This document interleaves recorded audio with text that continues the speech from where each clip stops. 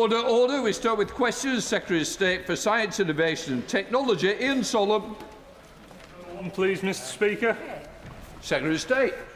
Thank you, Mr. Speaker. Our world-leading universities and the research they do are crucial to economic growth. On average, every £1 of public R&D investment generates £8 in economic benefits for the UK over the longer term. That's why this government is investing £86 billion over the spending review period, the largest ever investment in R&D made by any government, supporting our best and brightest researchers, boosting jobs and growth, and backing the long-term success of the UK. Yes, on. Thank you, and I thank the Secretary of State for her answer. The UK universities do indeed produce world-class research, but I would suggest that we're still missing too many opportunities in commercialisation. The government's proof of concept fund is really quite inadequate, 30 times oversubscribed on the figures, and equity and IP arrangements are laborious and deter both investors and entrepreneurs. So will the Secretary of State commit to expanding that proof of concept funding and reforming those barriers that hold back university spin-outs? I thank the honourable gentleman for his question. He's absolutely right to say that we don't lack in great ideas and great start-ups in this country.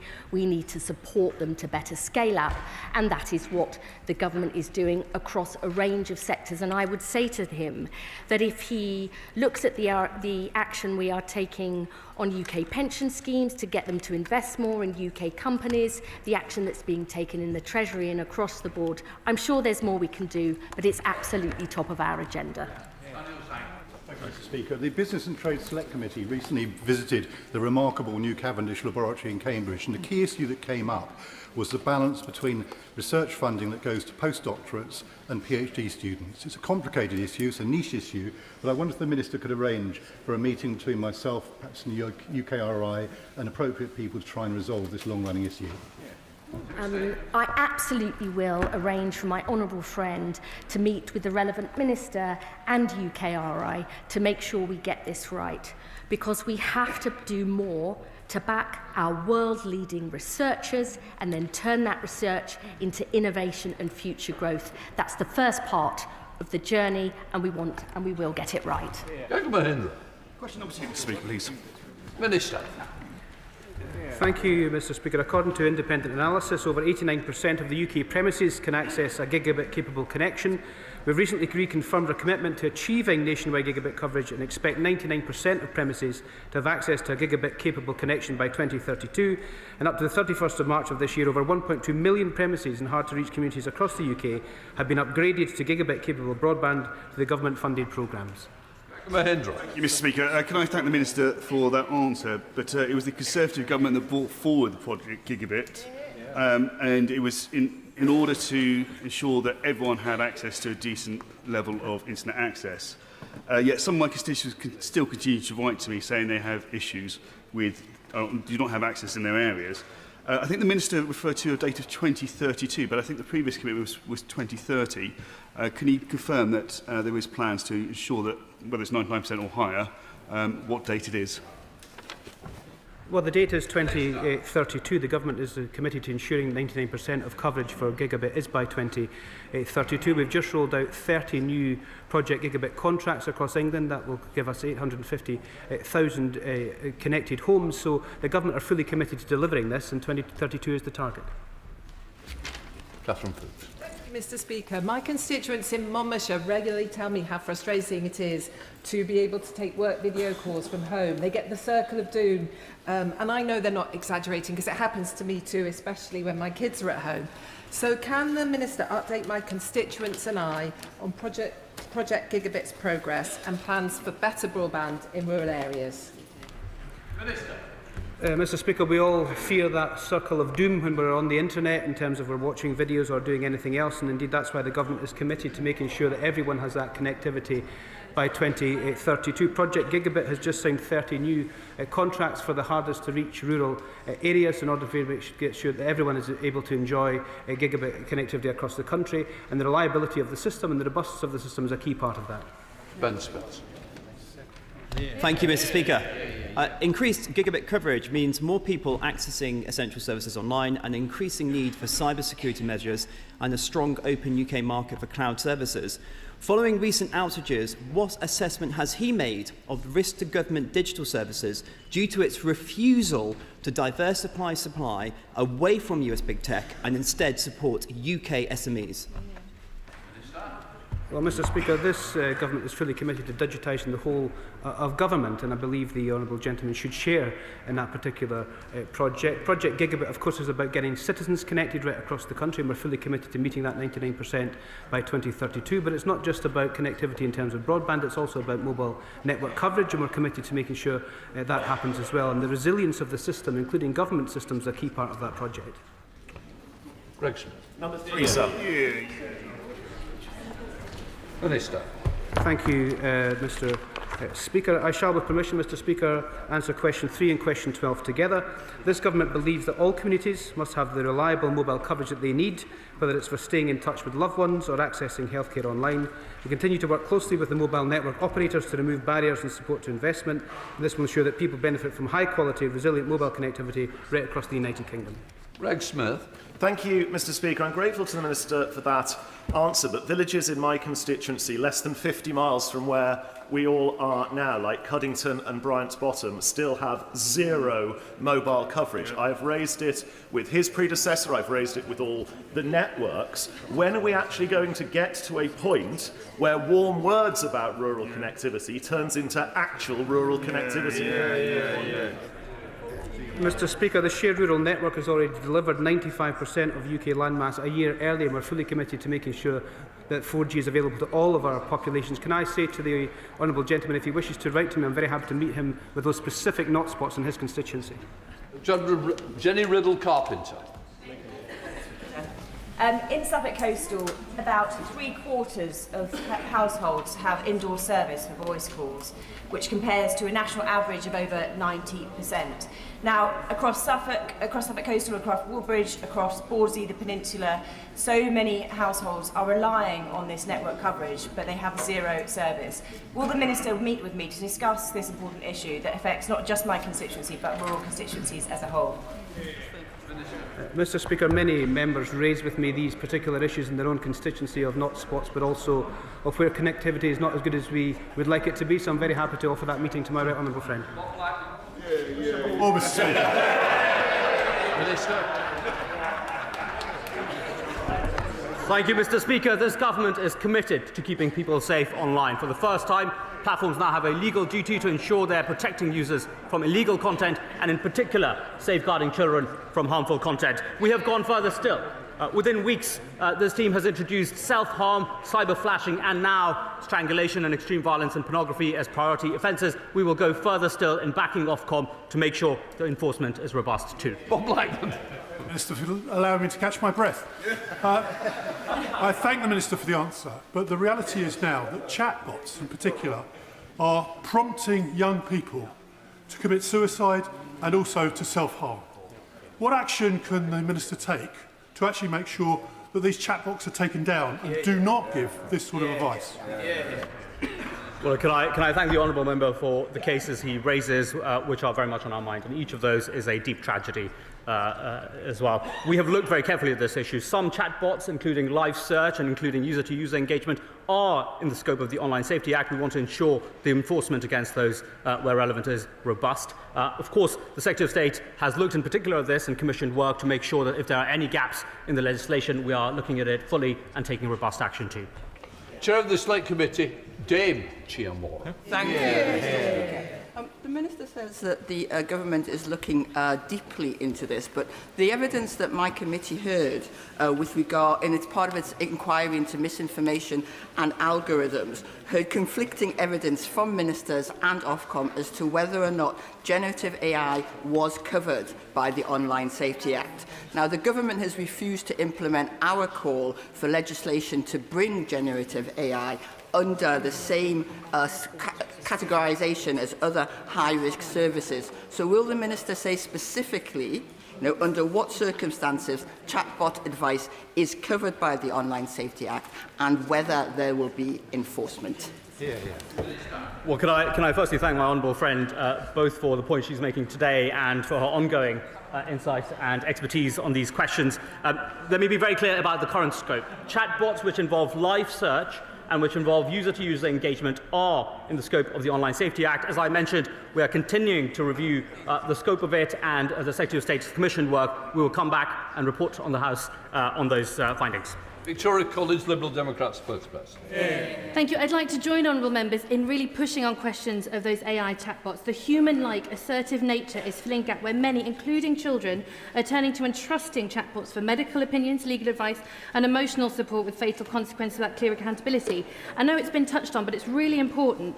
Ofcom explicitly only includes that user-to-user or search, so that those one-to-one, which actually are some of the most acute harms, are not covered. So will the Minister commit to working with Ofcom about classification so we can ensure the responsible use of this technology and protect children from the unregulated harms from a growing dependence on chatbots?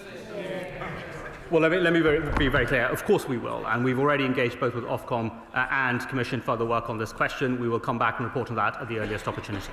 Deputy Griffin. Number 5, Mr. Speaker. Secretary of State. Thank you, Mr. Speaker. The UK life sciences sector is one of our greatest national assets, not only saving lives, but driving jobs, growth and innovation. The sector has been projected to grow by 41 billion across the UK by 2030, employing an extra 100,000 people. And our life sciences sector plan will help us seize this potential and secure our ambition to be Europe's leading life sciences economy by 2030 and the third most important globally by 2035. Deputy Griffin. Mr. Speaker, internationally, we are eagerly watching the Swansea Bay City Deal-funded Pentra Owl complex nearing completion, where the plan is that life sciences will be a central focus in partnership with universities like Cardiff, Swansea and Trinity St David's. So what assurances can the Secretary of State give me that life sciences will be a top investment priority for this government and help us to create the good, high-quality jobs that we want in the area? My honourable friend has my absolute assurance that backing our brilliant life sciences sector, our universities and companies is a top priority of this government. Alongside our support for the Swansea Bay City deal, which, as she says, includes life sciences and wellbeing, we have a £520 million life sciences innovative manufacturing fund, which is currently open for bids across all of the 4 nations, and I know she will be championing her brilliant businesses a part of this support. Alan Mack. Thank you, Mr. Speaker. The patent box and full capital expensing are Conservative policies introduced to back the life sciences sector. They're absolutely vital to the country's future long-term prosperity. Will the Secretary of State commit to protecting these policies at the budget from a Chancellor desperate to fix the public finances with short-term cuts and fixes? I absolutely support all measures that back that innovation, and I know that that is something, despite what the honourable gentleman says, that the Chancellor wants to do too. It is the innovators and the entrepreneurs and businesses who create jobs and growth in this country, and we're determined to do even more, particularly in these crucial sectors for the future. Good chance. Thank you, Mr. Speaker, and I welcome the government's new strategy on replacing animals in science, which was published yesterday. So will the Secretary of State commit to enshrining the targets contained within the strategy in law so industry, campaigners and the wider public have the certainty that they need, that this government will move as fast as possible to end this unnecessary animal testing? I'm very proud that we have published this strategy, delivering on one of our crucial manifesto commitments, and the Honourable Lady can rest assured patience is not one of my greatest virtues, and I want to see this implemented and delivered as quickly as possible. Mr. Speaker, thank you. I'm chair of the All-Party Group for Life Sciences, so know only too well that what an industry that has hitherto been a jewel in our crown has been struggling to justify further investment in our economy. So could I just press the Secretary of State further on our answer to my right honourable friend, my honourable friend from Havant? Could she just reassure the House that she has put a specific, ambitious, vigorous proposal into the Treasury in advance of the budget that recognises that the life sciences industry is taking more risk than other kind of investors? Patience may not be my middle name, but specific, vigorous and ambitious, hopefully, are things that I consider part of my character. We are determined. There is no route to future growth in this country without science and technology, and particularly life sciences at the core. Myself and the Minister for Science in the other place, Sir Patrick Vallance, are straining every sinew. There are challenges in our life sciences sector, but we are determined to back those world-leading companies for British patients and for the British economy. Number 6, Mr. Speaker. Minister.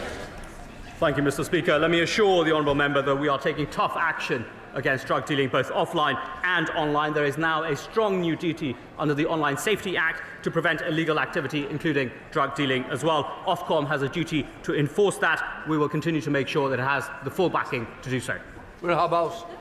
Drug dealing is absolutely rampant on social media. The Minister might be aware of the campaign that I lead together with the University of Bath on spice spike rapes in school and the terrible harm it's causing. Yet we're getting increasingly frustrated that Ofcom does not use its power from the Online Safety Act to actually hold social media companies to account. Will he meet with me to discuss this problem with Ofcom and make sure that they ensure that we're keeping particularly young people safe online? Well, look, I think the honourable member's campaign has been noticed, and I'm very happy to meet with her to discuss how we can work together in making sure the enforcement is robust on this question. Christopher Vince. Thank you, Mr. Speaker, and I thank the Minister for his previous answer. Sadly, the glamorisation of drug taking on TV isn't a new phenomenon, but I particularly worry about the nature of the internet and social media and the short clips people watch, where the true consequences of drug taking or drug culture isn't really shown properly. So can I ask what the Minister can do to use the internet and social media for good to actually show young people in my constituency of Harlow the danger of drug taking and drug culture? Well, look, my honourable friend is a master of short clips in the chamber, and so I will take both his skill but also his sincerity on this question to heart and work with him to ensure that we are robustly enforcing the duties that are already placed on Ofcom under the Online Safety Act. Mayor Ellis. Number 7, please, Mr. Speaker. Minister. Mr. Speaker, Britain's technological revolution is going to ensure working people see good jobs and local prosperity wherever they live, wherever they call home, right across the country. A record £86 billion in R&D investment will spread that opportunity in every region from Birmingham to Belfast, and with UKRI's £500 million Local Innovations Partnership Fund, we are going to make sure local leaders turn ideas into the industries of the future.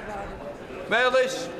Thank you, Mr. Speaker. The £54 million UKRI Global Talent Fund, which was designed to attract and retain international research talent, has excluded all northern universities from its funding. UKRI waived eligibility criteria to ensure devolved nations receive some of the funding, but meanwhile Lancaster University, a huge driver in the economic growth of Lancashire and the North West, and which reached the highest eligibility criteria, received none. Will he commit to the Northern Powerhouse Partnership's recommendation for UKRI funding, including greater transparency of data and methodology used in UKRI assessments, and including institutional size and their role within region's economy when making future decisions for UKRI funding? Mr. Speaker, let me assure my honourable friend that this government is committed to ensuring that every region benefits from the UK's world-leading research base. That is exactly why we are backing in particular the initiative at Lancaster University with £4.9 million on its cyber focus project, ensuring that the region's cyber sector grows. And can I just say that with the honourable friend's expertise in digital innovation and her strong advocacy for the North West, we will continue to make sure funding for the North West and R&D is on the up. The Minister will know that Harper Adams University is a world-leading research institution. He'll also be aware of the university's Agritech Research Centre. So can I invite him, on behalf of the Vice-Chancellor, to visit the university, to look at the excellent work around robotics and AI and sustainable farming, particularly around eco-farming and increasing productivity, but in a way that is sustainable? Well, that's a very easy yes, combining my interest in agriculture and technology, so I will take the honourable member up on the offer. We come to topicals. Josh Pentingsley. Number 1. So, stay. If I may briefly, Mr. Speaker, this government is determined to seize the opportunities that new technology brings. But in order to do that, we must protect our children online and protect our critical national infrastructure from technological threats too. That's why today we're tabling an amendment to the Crime and Policing Bill so we can crack down on the use of AI to depict child abuse, and why we're introducing our new Cyber Security and Resilience Bill to modernise the law and keep vital services safe. George Fenton, please. Thank you, Mr. Speaker. On October the 20th, a phone mast serving thousands of people in Hebden Bridge and Mythenroyd was removed without warning, cutting O2, Vodafone and 3 coverage. Residents were told they would be disconnected until April, and it was only through the intervention of Baroness Lloyd and I that a temporary fix was found after 3 weeks. Given the essential role of mobile services in our communities and the impact this impacted businesses, GPs, safeguarding and many more areas, our mobile phones have become a utility and they're regulated like... Order. It's topicals. You finish, Secretary of State. Mobile services are essential to communities, and it's not good enough that the mast in the Honourable Member's constituency was decommissioned without warning. Prompt action by my department ensured these services were restored by the 7th of November. VMO2 and Vodafone 3 have assured us that customers will be compensated, and I'm sure he'll continue to champion their needs. Secretary of State Julia Lopez. Thank you, Mr. Speaker. It's very tempting to ask the Secretary of State if she's on Team Wes or if she's on Team Keir, but from the sounds of it today, she's on Team 4% Kendall. But I'll ask instead about one of the Prime Minister's most cynical bloopers, mandatory digital ID. The Prime Minister says that mandatory digital ID will curb illegal migration. By how much by the end of this Parliament? I mean, I am proudly on Team UK, as are members on this side of the House. That's why we are focused on creating jobs and growth in every part of the country, backing Britain's best researchers and innovators, and modernising our public services using the power of tech, AI and digital ID. These are the British public's priorities. It's pity members opposite aren't focused on that. Julia Lopez. Team UK, not Team Keir, I understand. This whole mandatory ID scheme hangs on its promise to curb illegal migration. And the Secretary of State can provide no numbers on that, not a percentage, not even a range. Labour's already made employing Brits harder and more expensive. And now somebody will not be able to get a job if they resist a mandatory digital identity that will not stop the boats. Did the Prime Minister take this project away from the Secretary of State because he has no faith in her, or because she cannot bear to repeat his guff? Digital ID so that we modernise the state and public services to better meet people's needs, fit services around them and help tackle illegal immigration, I think is what the British public wants and needs to see. It is right that the Cabinet Office and my Right Honourable friend, the Chief Secretary to the Prime Minister, is leading this vital cross-government programme. And I would say to the Honourable Lady, when this is implemented, when services are fitted around people, not the Honourable Lady is chuntering from a sedentary position, but it is precisely in order to modernise the state. Unless she's first focused on the future, her party will remain stuck in the past. James Dees. Thank you, Mr. Speaker. Nottingham University announced last week that it is closing 16 courses as part of cost-saving measures due to limited research income making these courses less financially viable. What steps is the Secretary of State taking to make sure her huge R&D budget gets to frontline institutions and universities at the heart of our vision for growing the economy?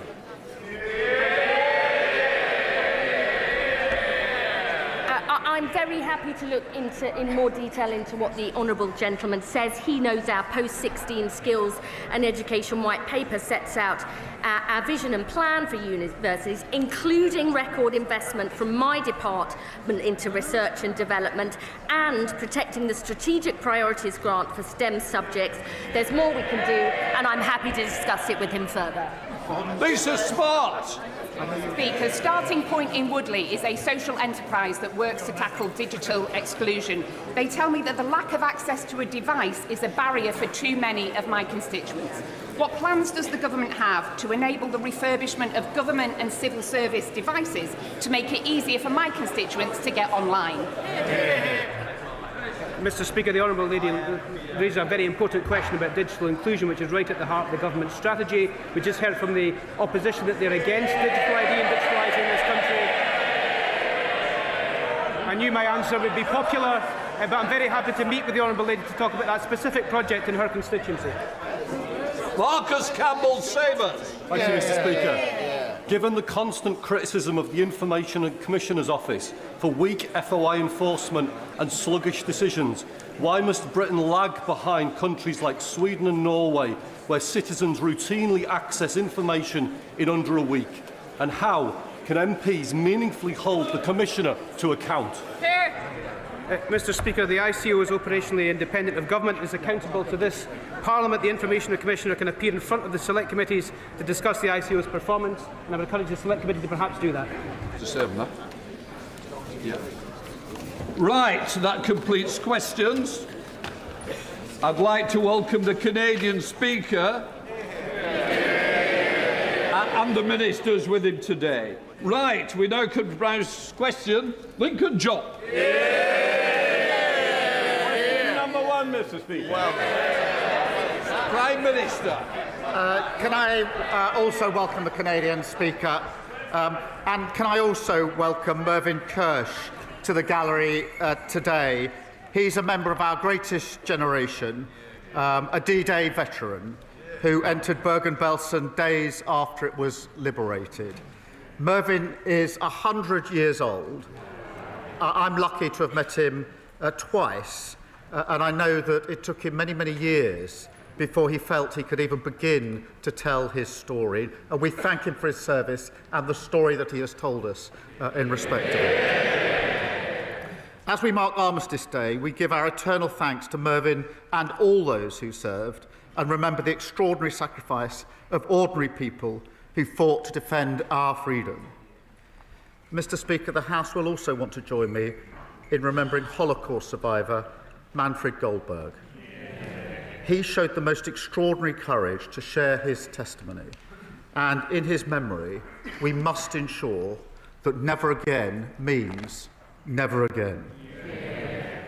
Mr. Speaker, I welcome the news that SSE have announced that they will spend £33 billion on clean energy projects in this country.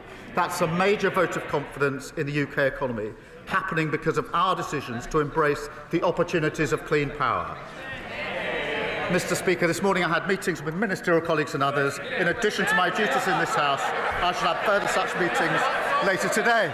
Lincoln Job.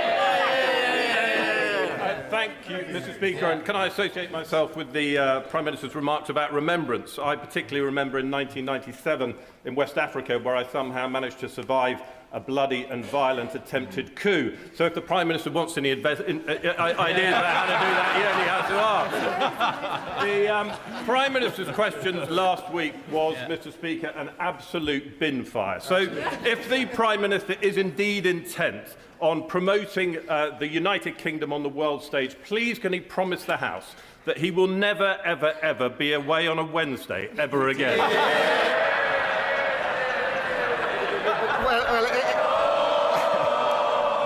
Well, it's always great to hear from the successor for Kwasi Kwarteng's constituency, Mr. Speaker. I'm very proud to represent our country on the world stage last week in COP, before that in NATO, and it's because of the reputation we've rebuilt over the last 15, 16 months that other countries now want to do trade deals with us and want to place their orders with us. Sally Jamieson. Thank you, Mr. Speaker, and can I also associate myself with the remarks from the Prime Minister?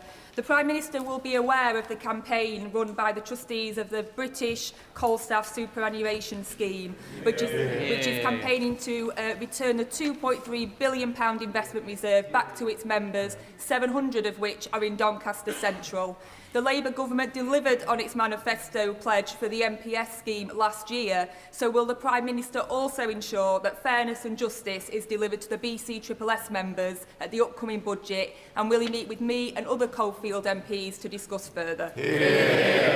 Well, I know how committed she is to righting historic wrongs for our mining communities, and I can assure her so am I. She will know we've already transferred £1.5 billion that was wrongly kept from over 100,000 former mine workers. Ministers, as she knows, have met the BC SSS trustees on several occasions. The Industry Minister is meeting them later on today, and I'll make sure that she's updated in relation to that. Can be made not the Leader of the Opposition. Thank you, Mr. Speaker. And can I associate my party with the Prime Minister's comments about Remembrance Week and also his comments on Manfred Goldberg and Mervyn Kirsch, who is in the gallery today? Mr. Speaker, this morning on the BBC, the Health Secretary said there is a toxic culture in Downing Street that needs to change. He's right, isn't he? Mr. Speaker, my focus each and every day is on rebuilding and renewing our country. But let me be absolutely clear, any attack on any member of my cabinet is completely unacceptable. On the Health Secretary, Mr. Speaker, in relation to Health Secretary, he promised before the election that in the first year of a Labour government we'd deliver 2 million extra appointments. We didn't deliver 2 million, or 3 or 4. We delivered 5 million extra appointments. And today the Health Secretary is in Manchester, where he's announcing that because of the action he's taken to abolish NHS England, he's putting more people on the front line. He's doing a great job, as is the whole of my cabinet. Mr. Speaker, what we heard the Health Secretary say this morning was that he wants to cut waiting lists, but we all know that there's only one waiting list that he really wants to cut. But the Prime Minister is not going to do anything about the toxic culture. This is his responsibility. Just last night, his allies accused not just the Health Secretary, but the Home Secretary and even the Energy Secretary of launching leadership bids. These attacks came from Number 10, nowhere else, his toxic Number 10. The person responsible for the culture in Number 10 is his Chief of Staff, Morgan McSweeney. Does the Prime Minister have full confidence in him? Morgan McSweeney, my team and I are absolutely focused on delivering for the country. And let me be clear, of course, Mr. Speaker, I've never authorised attacks on Cabinet members. I appointed them to their posts because they're the best people to carry out their jobs. Mr. Speaker, she asks about waiting lists. Waiting lists are down under this government. The number of GPs is up. And because we've scrapped NHS England, we're investing on the front line. That's what the Health Secretary is doing today, getting on with his job, and he's doing a very good job too. Mr. Speaker, I didn't hear him give full confidence to Morgan McSweeney, but the truth is he says these attacks aren't authorised. That means he's lost control of Number 10, because that's where they're coming from. But the real scandal, Mr. Speaker, the real scandal is that 2 weeks from a budget, the government has descended into civil war. Instead of fixing the mess they've made of the economy, they're all... Mr. Speaker, they're all chuntering. These are the feral MPs that Number 10 has been talking about. They're not my words. They're Number 10's words, his words. But unbelievably, Mr. Speaker, the Prime Minister's advisers have been reduced to briefing that MPs can't get rid of him, and I'm not making this up, they can't get rid of him because it would destabilise international markets. Why does the Prime Minister think that there would be a market meltdown if the Health Secretary took over? Mr. Speaker, this is a united team and we are delivering together. Look what we're delivering. The fastest growth of the G7. 5 interest rate cuts. Trade deals with the EU, the US and India, all of which they oppose. We've delivered. And I can update the House. If people want to audition for a pantomime, I suggest you go to the Old Vic. Pantomime. Mr. Speaker, I can update the House. The Bank of England has upgraded growth today. We've secured £230 billion of private investment. And just this morning, I thought she might welcome it, the SSE have announced £33 billion of investment in clean power. That's what this team are delivering for the country, fixing the mess that they left. Mr. Speaker, he's talking about growth and investment. While the Prime Minister desperately tries to cling on to his own job, perhaps he understands what it's like for all those people out there losing their jobs. How can he talk about growth? Yesterday, we learned that unemployment has risen to the same rate as it was in lockdown. 180,000 jobs lost, Mr. Speaker. Why does the Prime Minister think that unemployment has risen every single month since Labour took office? Mr. Speaker, let me give the House the details. 329,000 people more are in work since the start of this year. So 329,000 more are in work. Of course, I accept we need to do more in relation to unemployment. That's why we're transforming job centres, which they opposed.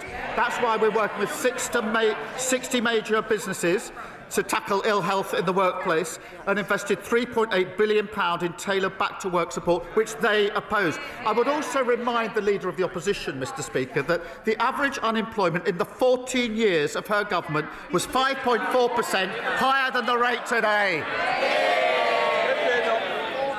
Mr. Speaker, we left employment higher than it was after the last Labour government. Let me tell him now, what is causing it is his disastrous budget last year. That is what has caused the increase in unemployment. And so, to be clear, for all those Labour MPs shaking their heads, it's last year's tax rises that have killed jobs, and that's what's going to trigger this year's tax rises. This is the tax doom loop, and there is only one way out of it, and that is to cut spending. So why is the Prime Minister instead offering welfare giveaways to save his own skin? Well, Mr. Speaker, I'll tell the Leader of the Opposition why we increased national insurance. It's because of the mess that they left the country in. The NHS on its knees. Now we've got 5 million extra appointments, waiting lists down, and 2,500 more GPs as a result of our decisions. But it's nearly the one-year anniversary, but she still hasn't told us in relation to national insurance whether she agrees and admits that we should do it, or if if that's her position, how she would find the money that we raised in the budget. She's had a whole year to think about that question.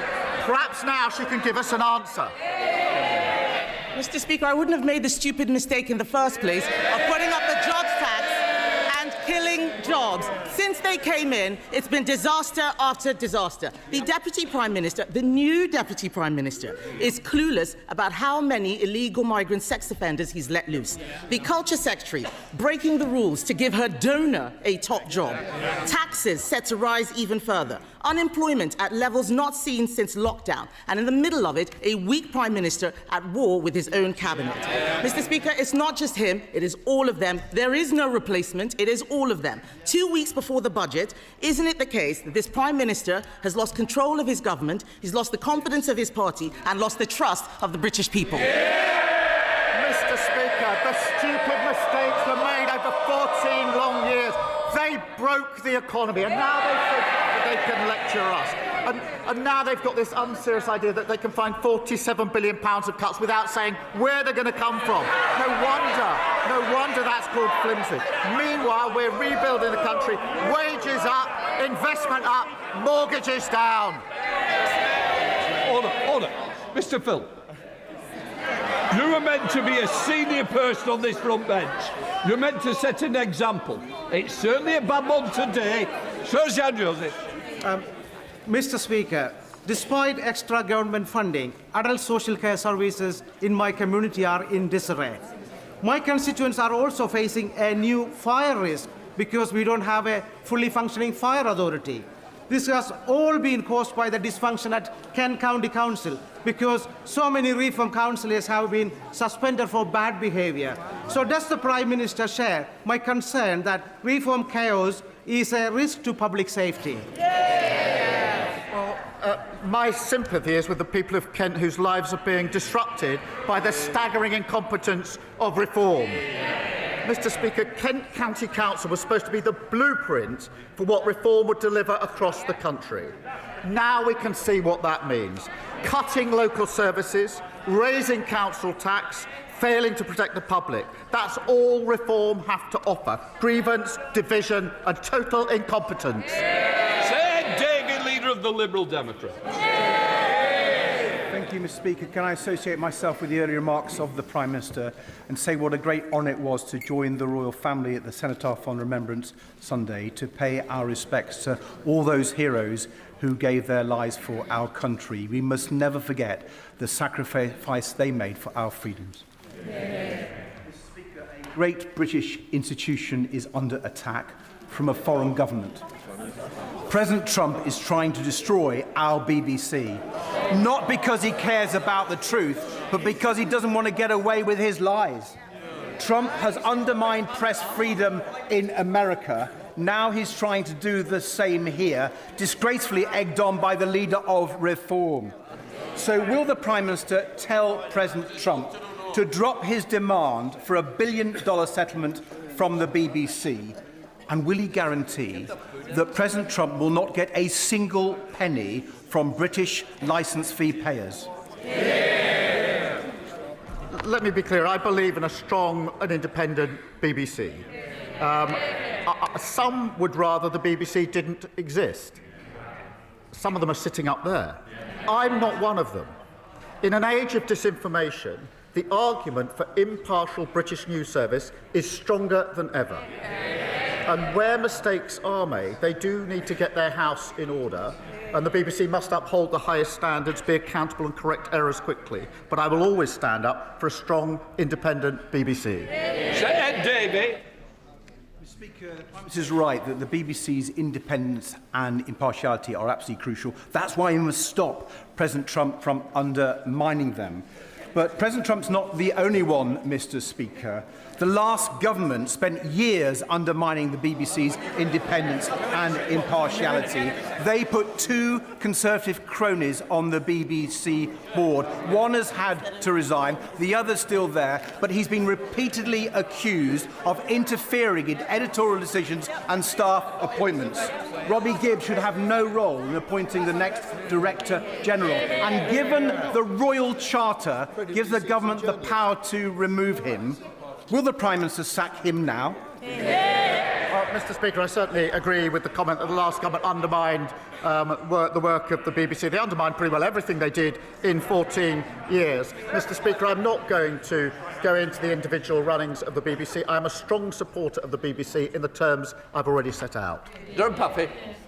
Thank you. Mr. Speaker, this is Care Leavers Month, when we remember the resilience and the brilliance of our young people who have grown up in care. And I was delighted to welcome a group of Southampton's care leavers to share their views with the Minister recently. But while this Labour government is taking real action to support care leavers, a Reform councillor has disgracefully described children in care as downright evil. Will the Prime Minister... He said it. Will the Prime Minister, and I hope the whole House, join me in condemning Reform's vile rhetoric?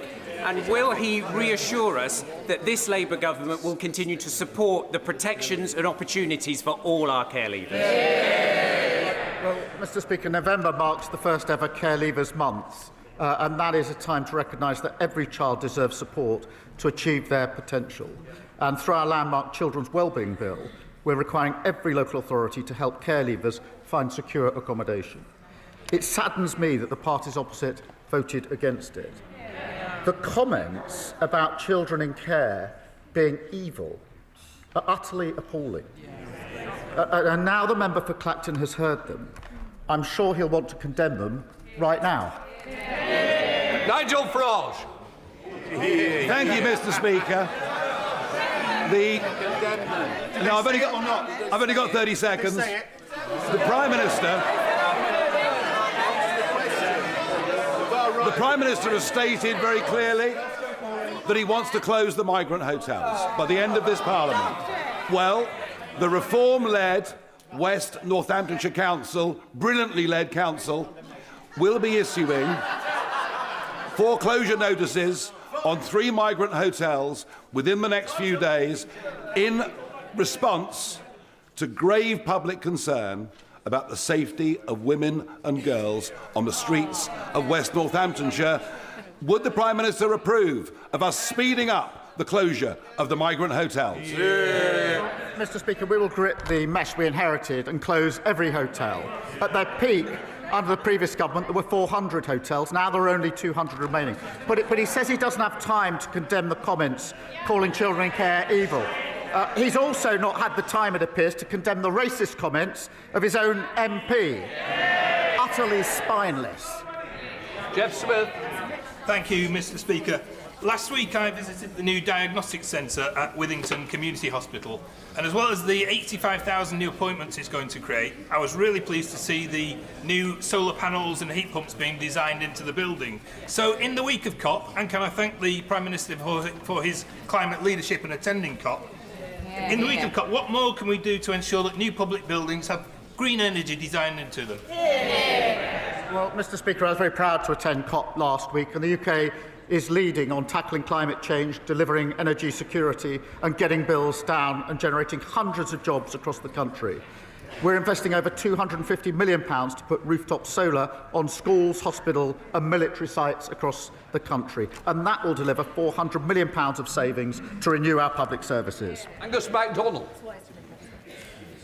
Prime Minister, successive governments impose massive environmental tariffs on customers using UK-produced renewable electricity, but far less on imported carbon fuel mains gas. This is the main reason why those not on the gas grid, i.e. those living in rural Britain, pay a great deal more to heat their properties. Yes, renewable projects are important, but the huge environmental tariffs on our electricity bills are not fair. Would the Prime Minister acknowledge this injustice and commit his government to addressing this? Thank you. Can I absolutely recognise the need to address the imbalance between electricity and gas prices? We are exploring options to create a fairer system, and I'm happy for ministers to keep him updated on what we're looking at. It's thanks to those levies and Labour's expansion of the warm homes discount that 6 million families will be getting £150 off their energy bills this winter. And I know that he will welcome the £33 billion in investment from SSE, helping connect clean energy to areas across Scotland where it's most needed. Lindsay Powell. Thank you, Mr. Speaker. Prior to the general election, the Health Secretary visited Amber Valley and declared it an NHS dentistry desert. Since then, I've secured £240,000 of additional funding, encouraged my constituents to access the 16,300 emergency appointments in Derbyshire, and last week secured thousands of extra UDAs. But there is more to do. So can the Prime Minister update me on the progress of the contract negotiations with the BDA and the timescale that the department is working to? Well, Mr. Speaker, I'm appalled that we inherited such a situation where tooth decay is the most common reason where children between 5 and 9 are admitted to hospital. Every children's hospital under their watch going in 5 to 9. I was very shocked when I heard this the first time at Alderhay Hospital up in the northwest, that more children being admitted to have their teeth taken out because they're rotting between the ages of 5 to 9 than any other operation. That was their record. They should just be ashamed of it. Ashamed of it. It's why I'm determined to rebuild NHS dentistry. I can confirm that discussions are underway with the sector, including the British Dental Association, on fundamental reform to the dental contract to get her constituents the care that they need and that they deserve. Thank you, Mr. Speaker. Jehoot's pharmacy has been responsible for repeated closures, leaving staff unpaid and residents without access to vital medicine. Unfit pharmacy owners like Sarabjit Jehooti, who has severely neglected patients and staff in West Dorset and across England, should not be running our care system. Will the Prime Minister make time in the parliamentary schedule for emergency legislation to give the government and the regulators powers to pay staff, tackle improper pharmacy owners and directors, and make sure scandals like this can never happen again? Can I thank him for raising this really serious issue, which has been raised by others across these benches on previous occasions, and it is a very serious issue. It is simply not right that customers and staff have been so badly let down. The Care Minister has convened representatives from across the industry to resolve the situation as quickly as possible, and I want to reassure him that we're working speedily to consider how to strengthen regulation of these pharmacies, and I'll update the House as soon as I can. Mr. Speaker. During the assisted dying debates, I and many others highlighted the importance of palliative care provided by hospices, but this vital work has been left reliant on donations and charity for far too long, and Garden House Hospice in Letchworth is now facing a serious funding gap. I welcome government investment in hospices, but will the Prime Minister consider broader reform to put hospice funding on a sustainable footing? And can he ensure ministers meet with me to explore every option to keep Garden House Hospice open? I'm pleased to tell him that £100 million has now been passed to Hospice UK, so places like Garden House in his constituency can create the best environment to deliver care. That's backed, Mr. Speaker, by £26 million investment for children and young people's hospices. We're also investing over £3 million in researching palliative and end-of-life care through the National Institute for Health and Care Research. We're working on further proposals to improve the access, quality and sustainability of care, and I'll make sure that ministers keep him updated. Rebecca Paul. Thank you, Mr. Speaker. I would like to ask the Prime Minister for his help. It's been over 6 months since the Supreme Court ruling on the meaning of sex, yet public institutions are still knowingly and intentionally breaching the law. HMP Downview, a women's prison in Banstead, has 5 biological males in it. And if that wasn't bad enough, those males are mixing with the women in the daytime without adequate supervision. Will the Prime Minister ensure biological males are moved out of women's prisons immediately? The Supreme Court ruling must be implemented in full and at all levels. She's absolutely right about that. She's raised these examples with me. I will make sure they're looked into and make sure she gets a proper reply in relation to the particular examples. Thank you, Mr. Speaker. With miles of golden sand and a bucket full of memories, Rhyl has been attracting visitors for generations.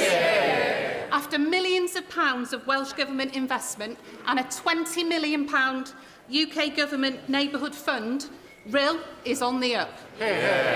Does the Prime Minister agree with me that only with 2 Labour governments working together can we restore pride in our Welsh seaside towns? Join me for a stroll on our new promenade to see just what Rhyl has to offer. Well, that's a very appealing invitation just at the moment. Mr. Speaker, I'm proud to be putting power and resources directly back in the hands of local people in communities like Rhyl. That £20 million can be used for issues that matter most to them, include revitalising their high street, a cause that I know is crucial to many residents, including hers. Just 1 in 14 communities across Wales is benefiting from the Pride in Place funding. This is the renewal you get with a Labour government working with a Labour government in Cardiff. Max Wilkinson. Thank you, Mr. Speaker. Maternity services are a vital part of women's healthcare, but sadly too many women are being failed. At Cheltenham General Hospital, the Evita Birth Centre was temporarily closed for labour and births back in 2022. Last week, we learned that there will be no decision about a potential plan for reopening it until spring next year. Does the Prime Minister agree with me that 4 years is far too long to ask local mums-to-be to wait? And can he give me reassurance that a temporary downgrade that was made under the Conservatives will not become permanent under his government? I tell him that our starting point is that we must always make sure that every mother is heard, understood and gets the quality of care that is needed. The Independent National Maternity Investigation and Local Health Needs Assessment are due to report in spring of next year, as he says. It's right that the recommendations of both of them are closely considered in any decision for Cheltenham, and I'll make sure that he's kept updated as that rolls out. Jim Dixon. Thank you, Mr. Speaker. Can I say that I've long thought that both you and the Prime Minister would suit a magnificent moustache, and I'm sure you'd be capable of growing a better one than this. Many of us men in this House and outside are growing our tash out this month to highlight the need for our health system and men ourselves to address preventable and treatable conditions to which all men are vulnerable, including prostate cancer, testicular cancer and mental health conditions such as depression. Does the Prime Minister agree that the forthcoming first ever men's health strategy, soon to be published, must lead to a major step change in the way our country helps men stay well? Well, as he knows, my #1 priority is growth, so I'm very glad to see his upper lip. He's obviously championing this himself. And can I send my best wishes to everyone growing a moustache this Movember? It is right, Mr. Speaker, to highlight that men are hit harder by a range of conditions, including cancer, cardiovascular disease and type 2 diabetes. And that's why our men's health strategy will set out actions to improve the health of all men in England. Rupert Lowe. Thank you, Mr. Speaker. Every week we hear of a brutal murder, rape or stabbing, far too often perpetrated by someone who should not be in our country to begin with.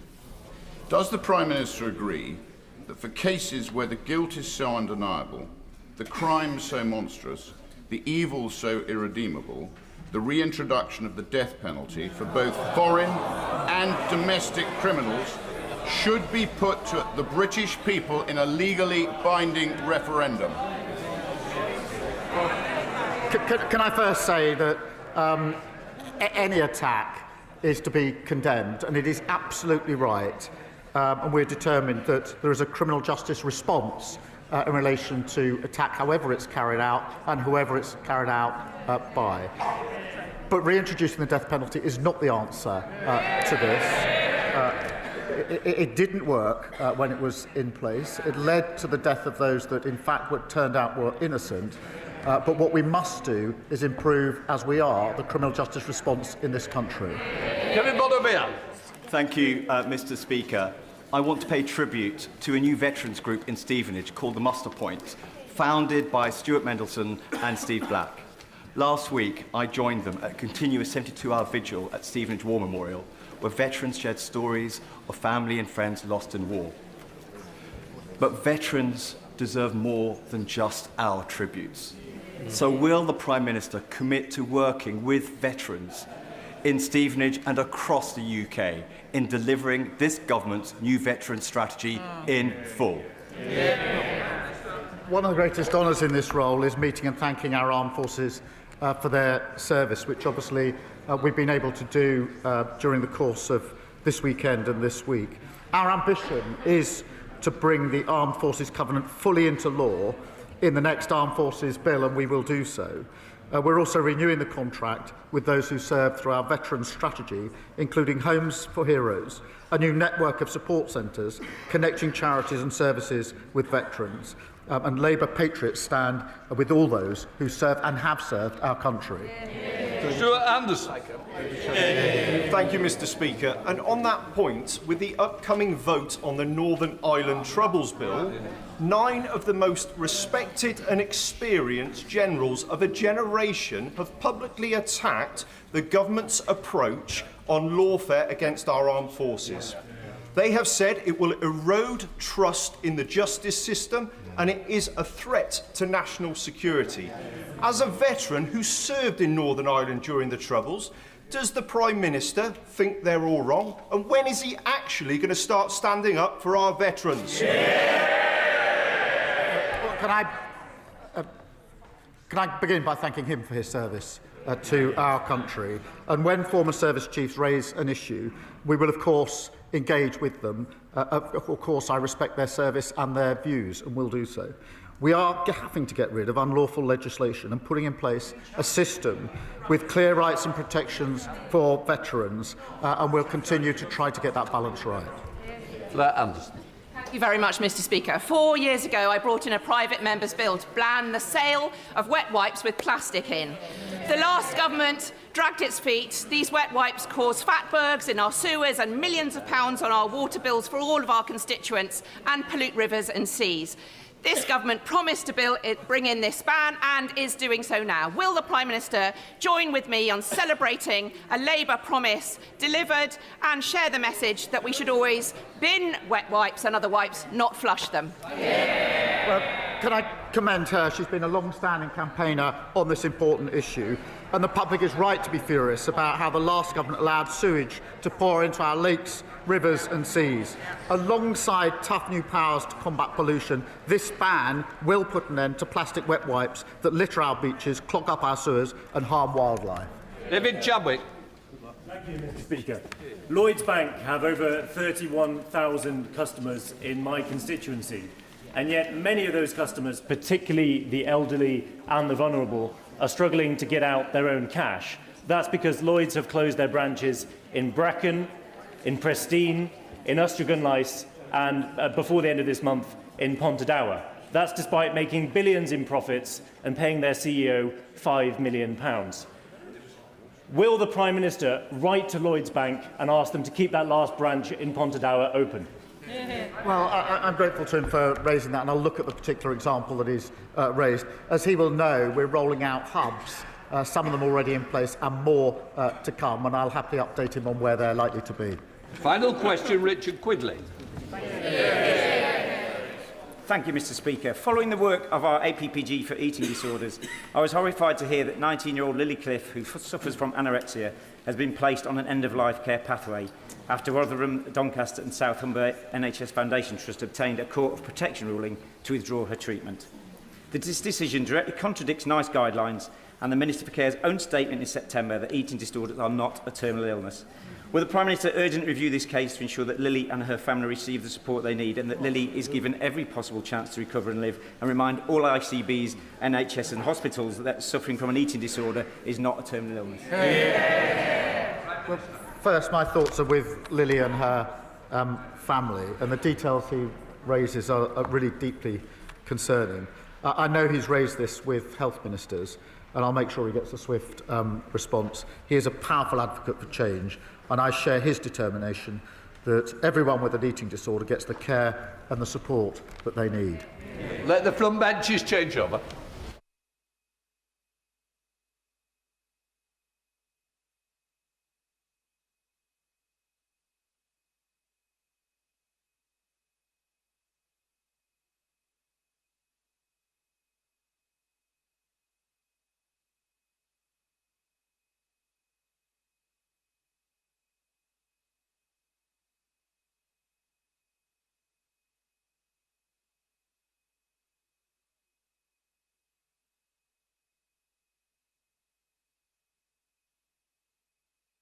We now come to the urgent question. Louis French. To ask the Secretary of State if she will make a statement on the appointment of the independent football regulator. Secretary of State. Thank you, Mr. Speaker. In 2021, the former Prime Minister Boris Johnson set up the fan-led review of football and selected Dame Tracy Crouch to chair it. This led to a clear recommendation for an independent football regulator, which was strongly endorsed on all sides of this House. The previous government promised they would deliver this regulator, but they didn't, leaving fans in the lurch as a result.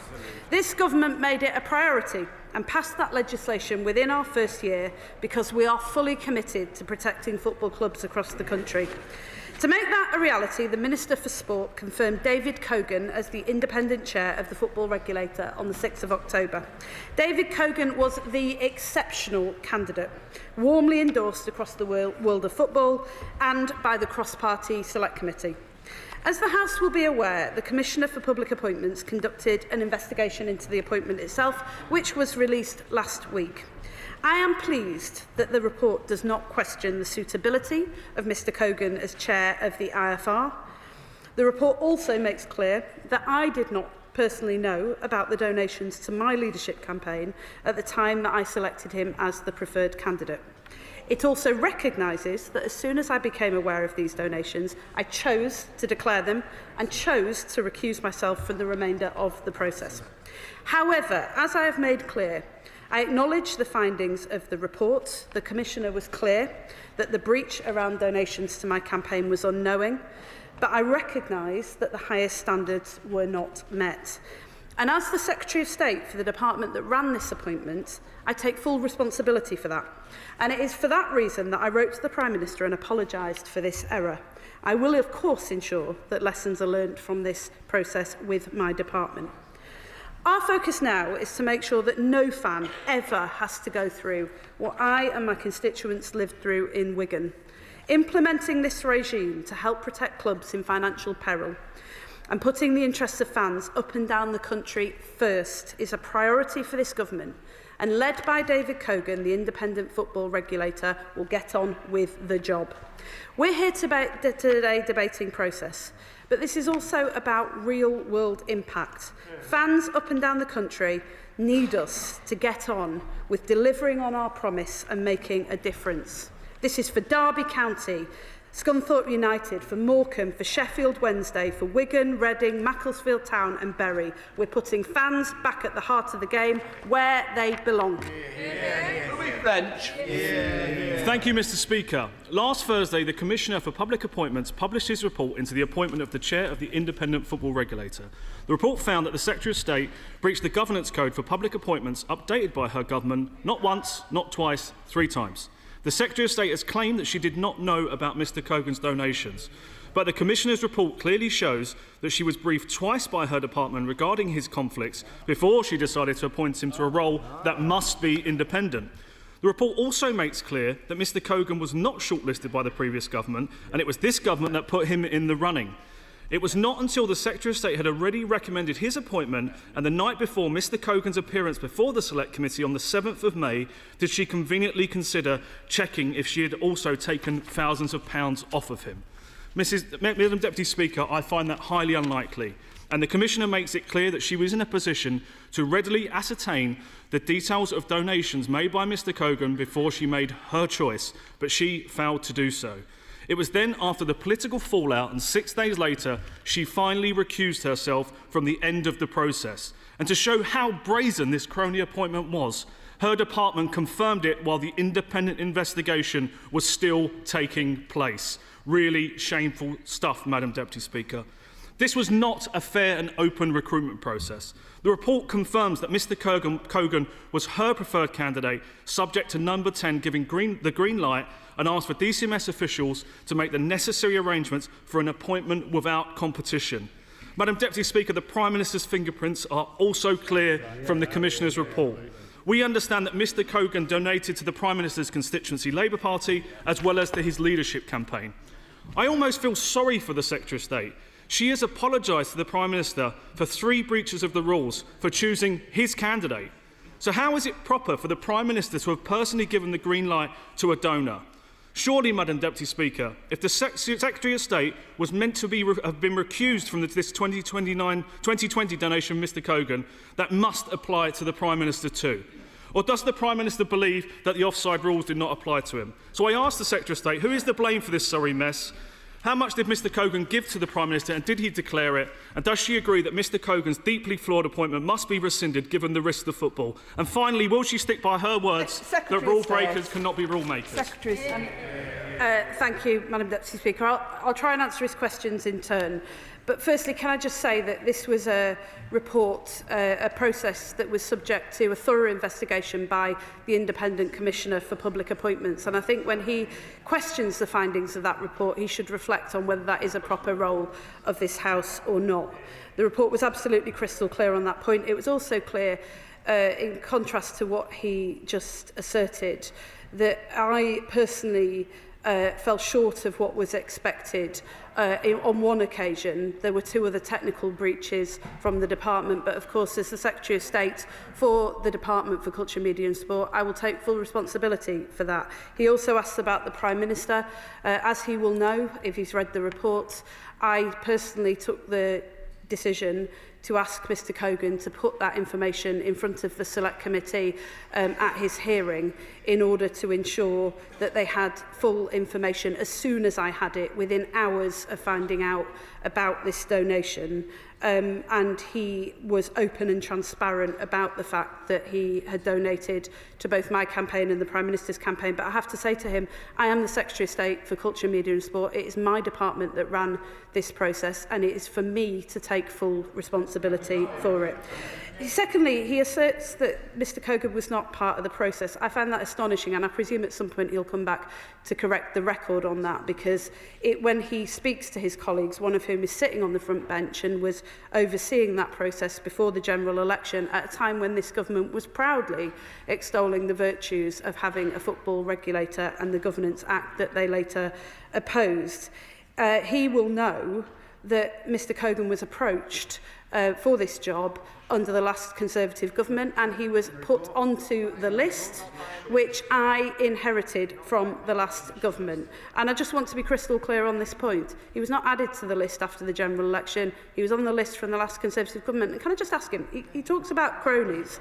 He is talking about a man. He is talking, I mean, they can chunter all they like, but he's talking about a man who has extensive media experience, who represented the Premier League, the EFL, the NFL and others throughout his long and distinguished career.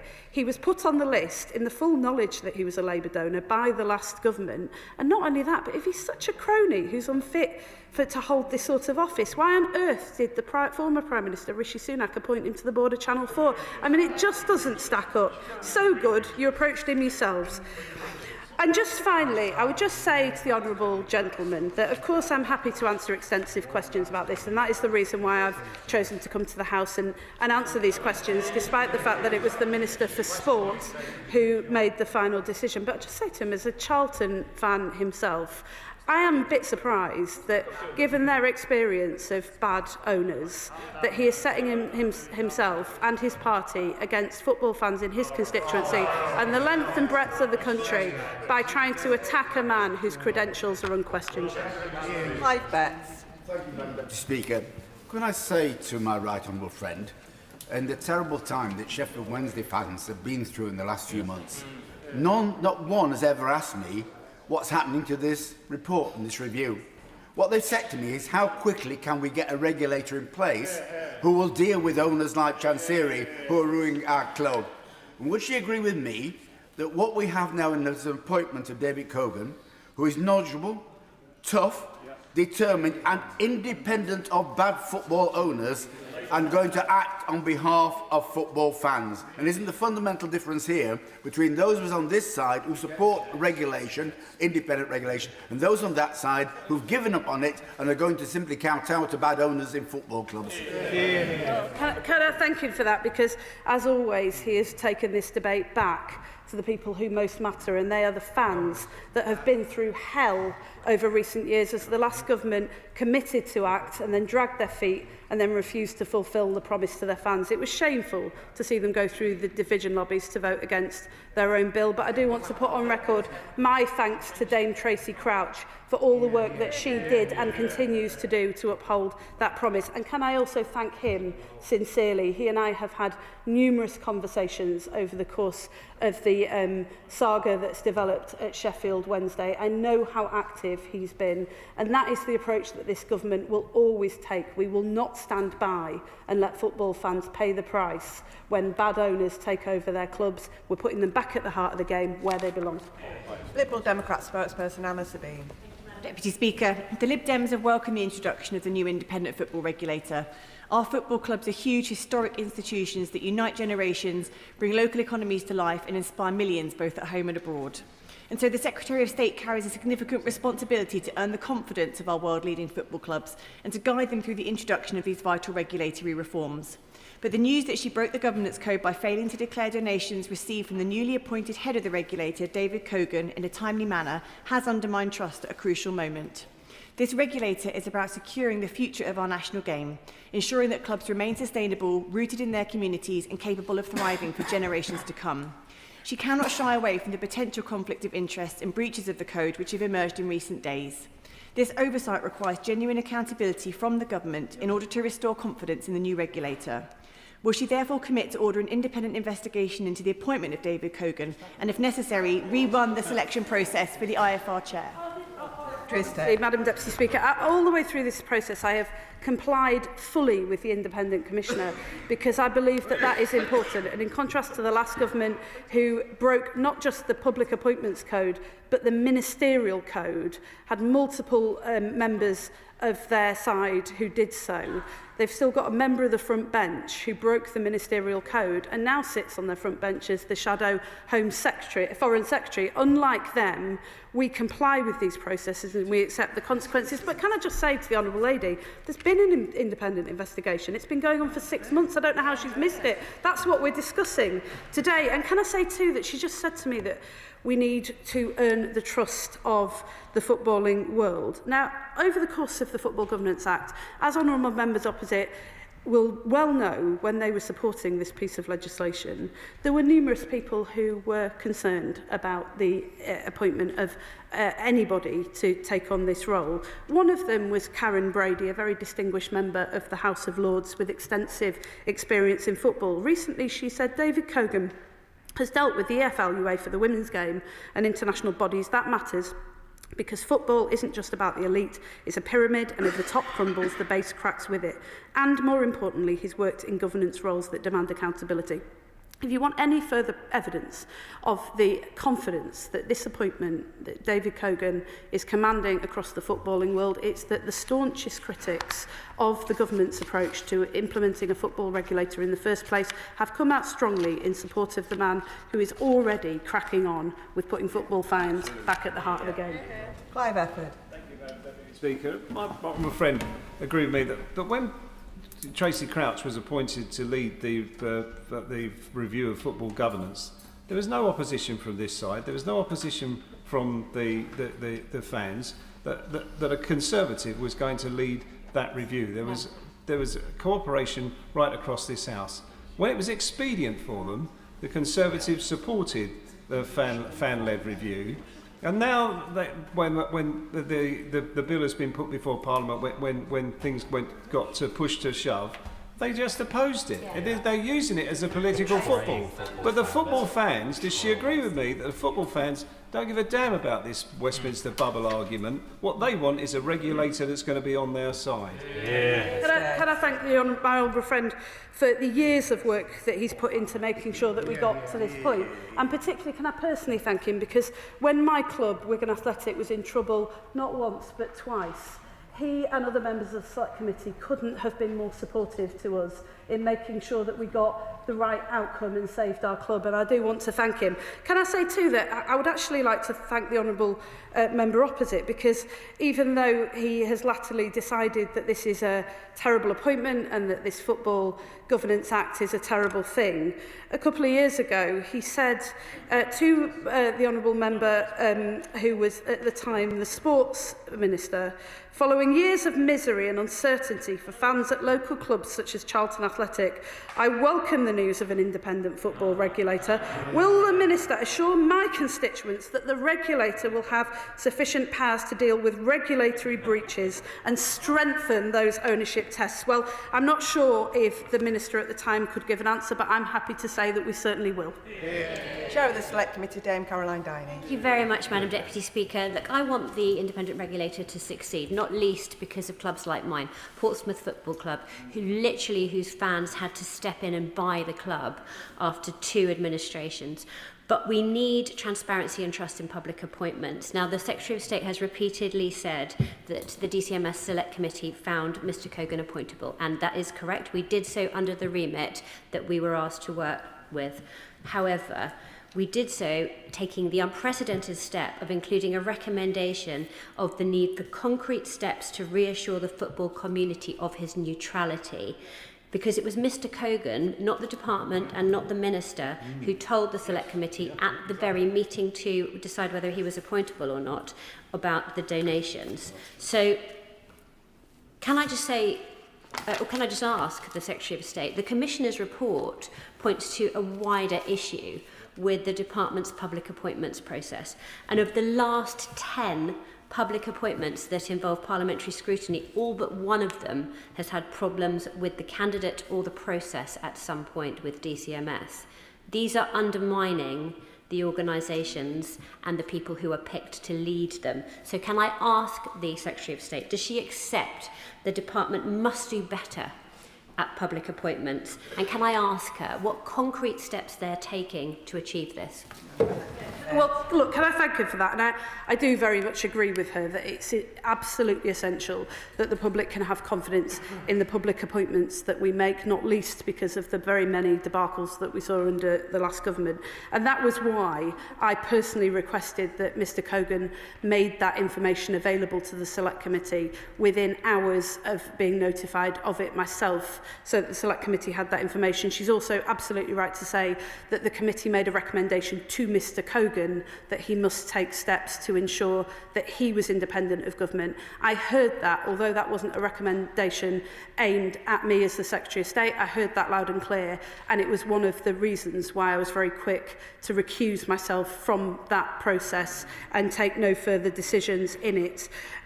She's absolutely right to say, and she's raised with myself and the Permanent Secretary the occasions on which the department has fallen short. We do take that very seriously. We've committed to coming back to her with a full list of concrete actions that we're taking.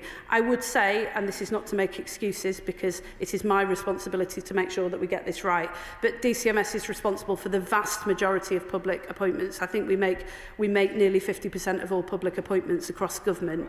That is even more reason why we need to make sure that we have the proper processes in place to get that right, and we are looking at that at the moment, and we'll come back to her very quickly on that. Can I also just take this opportunity to thank her constituents, because when we were in trouble at Wigan Athletic, I remember Portsmouth fans jumping on a Zoom call with us at very short notice. They couldn't have been more supportive in giving us advice and guidance to help us pull through that difficult time. I remember that time as if it was yesterday. The amount of pain that we were going through and anxiety, the footballing world was there for us, and my commitment to her constituents and all of our constituents across the House is that this government will also be there for them too. Jeff Smith. Madam Deputy Speaker, we now have an excellent, highly qualified individual appointed as the football regulator. We have an excellent Secretary of State who made a mistake for which she has apologised, and even the Commissioner said the breach of the code was not a knowing breach. What football fans want is not this debate in Parliament today. What football fans want is her to get on with the job, to protect clubs, to protect supporters. Can I encourage her to ignore the opposition playing politics with our national game and just get on with the job? Can I thank him for that, and also very much welcome his joining the Culture, Media and Sports Select Committee. He has extensive knowledge of football and has been a consistent champion for football fans. And can I just say to him that I very much support what he said. This government is absolutely determined to appoint the right people to the right positions so that fans, when they go through the difficulties of poor owners, as they did at Charlton, don't feel that they have absolutely nowhere to turn. Father of the House, Sir Edward Lee. It's not my style to ever attack the integrity of any Member of Parliament. So can I just ask a general question about the whole process to ensure public confidence? Can we now consider tightening the ministerial code and the whole process so that at the start of a process, civil servants do check whether a minister has received any donations, and if they have, that minister recuses himself or herself from the very start of the process? Yes, and of course he's absolutely right to say that we need the tightest possible processes. It's why the Prime Minister took steps when he was first elected as Prime Minister to strengthen the ministerial code and also strengthen the oversight powers that the Commissioner has in relation to the ministerial code, the Standards Commissioner, Sir Laurie Magnus. But can I say to him that in this particular case, as the report makes clear, I did ask for information about all donations to my leadership campaign. I was given that information. That information turned out to be incomplete, and as soon as I was notified that that was the case, I took the decision to declare that, to ensure the Select Committee was aware of it, and to recuse myself from the process. Julie Minns. Thank you, Madam Deputy Speaker.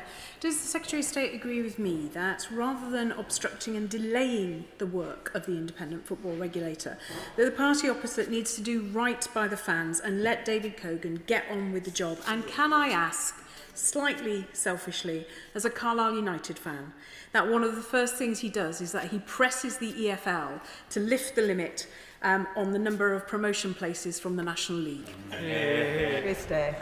Can I thank her for that? And I know she's a fantastic champion for her constituents, and this is something they care about. I've also, myself and the Sports Minister, have heard the strength of feeling from the National League as well. It's not within the scope of the Independent Football Regulator. The House will remember that we kept the remit of the Independent Football Regulator deliberately tight so that he could focus on the very many issues that have been raised, not least by my honourable friend who represents Sheffield Heeley. But although it's not in scope for the Independent Football Regulator, I know that this has been heard by the EFL, and it's something that the government will continue to follow closely.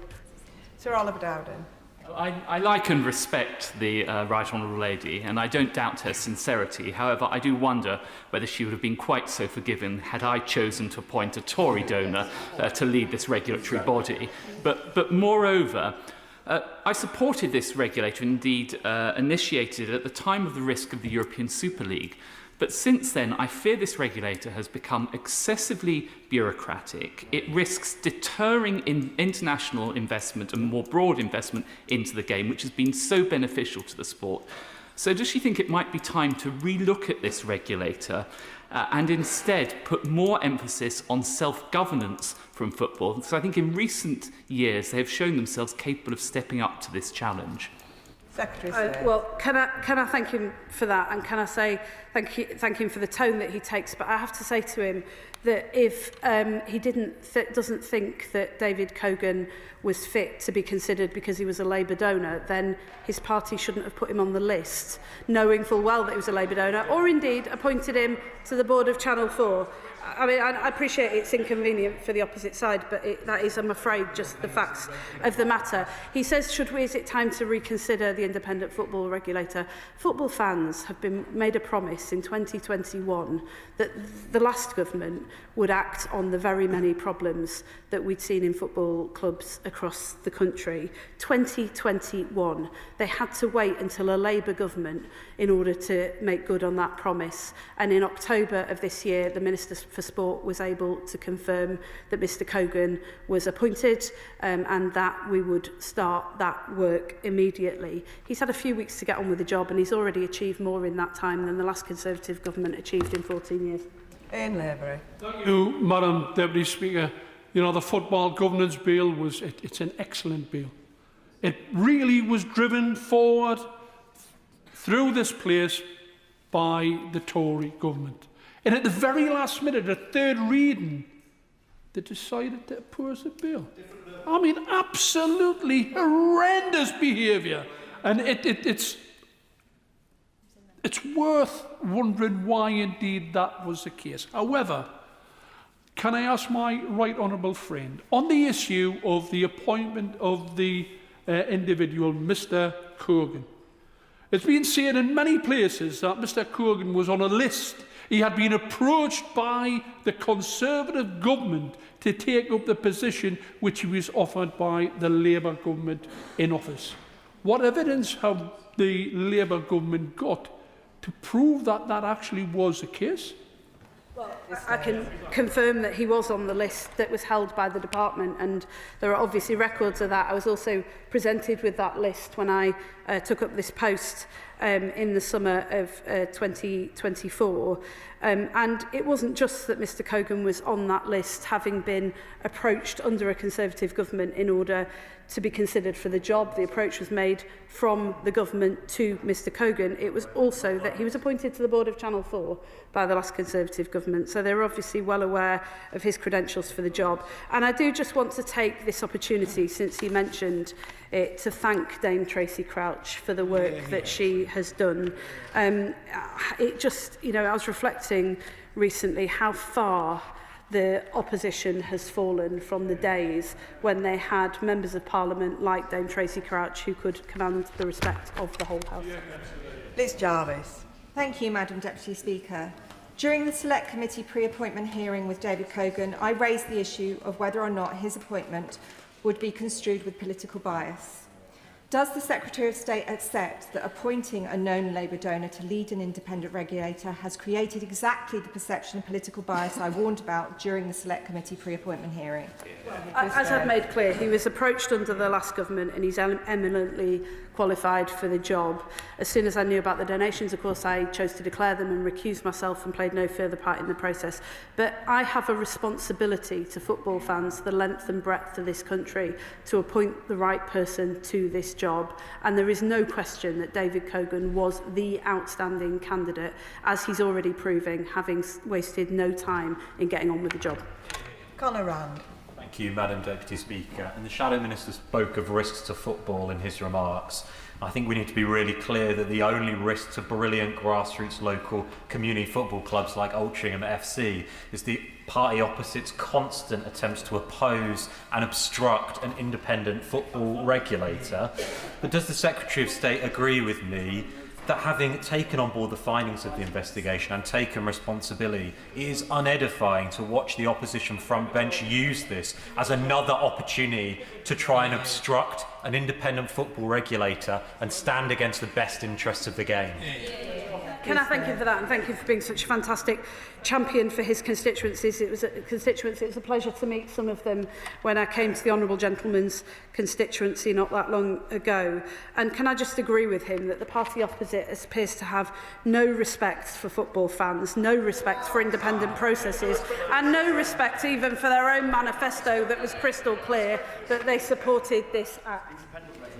Sir Gavin Williamson. Thank you, Madam Deputy Speaker. Can the Secretary of State confirm whether the Prime Minister or anyone acting on his authority declared his conflict of interest before they asked for Mr Cogan's withdrawn application be reinstated? And if it was declared, who was it declared by and when was it declared by?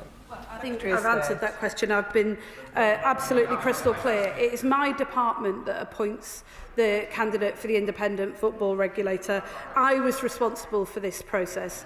I take full responsibility for it, and just to be absolutely crystal clear, because honourable members don't seem to be listening and seem to be asking the same thing, I recused myself from the process. So it's the Minister for Sport who ultimately made the appointment decision, but I am the responsible Secretary of State for the process as a whole. Amanda Martin. Thank you, Madam Deputy Speaker, and may I draw the House's attention to my register of interest. Madam Deputy Speaker, whilst this government is focused on finally delivering for fans and security, the future of our national game, the record of the party opposite tells a very different story. We've seen Conservative donors and insiders appointed across the board for years to the NHS, to the UK Health Security, to the British Museum as well as major donor peers and the opening of COVID VIP lanes for their pals. Yeah. It's the same old question, Madam Deputy Speaker, the one Margaret Thatcher famously asked, is he one of ours? Football fans don't care who's one of theirs, they care about saving their clubs and having a regulator who is going to do that. So does the Secretary of State agree with me that David Cogan, as chair of the Independent Football Regulator, chose on experience and merit, not party loyalty, is finally putting fans first and protecting our beautiful game? Can I thank her for that, and thank her for all the work that she's done to support football fans for very many years, even before being elected to this place. One of the things that I completely accept that there are appointments that will be made under any government that involve people who've made political donations. By definition, those people will want to be involved in public life. And I have never criticised the other side for making appointments on that basis. Where I have criticised the other side is where there is a dispute, a strong dispute, about whether those candidates have any qualifications for the job. There is no dispute in the case of David Cogan, and where I have particularly criticised the other side is where they're not prepared to comply with and respect independent processes. That is the difference between us and them. The Independent Public Appointments Commissioner decided to open an inquiry into what had happened during this process, complied fully with that process throughout, and I've accepted the consequences. Shaukat Adam. Thank you, Madam Deputy Speaker. I, like all other like-minded football fans, welcome the appointment of an independent regulator. It was much needed. Indeed, I'm not even questioning the merit of the individual that has been appointed.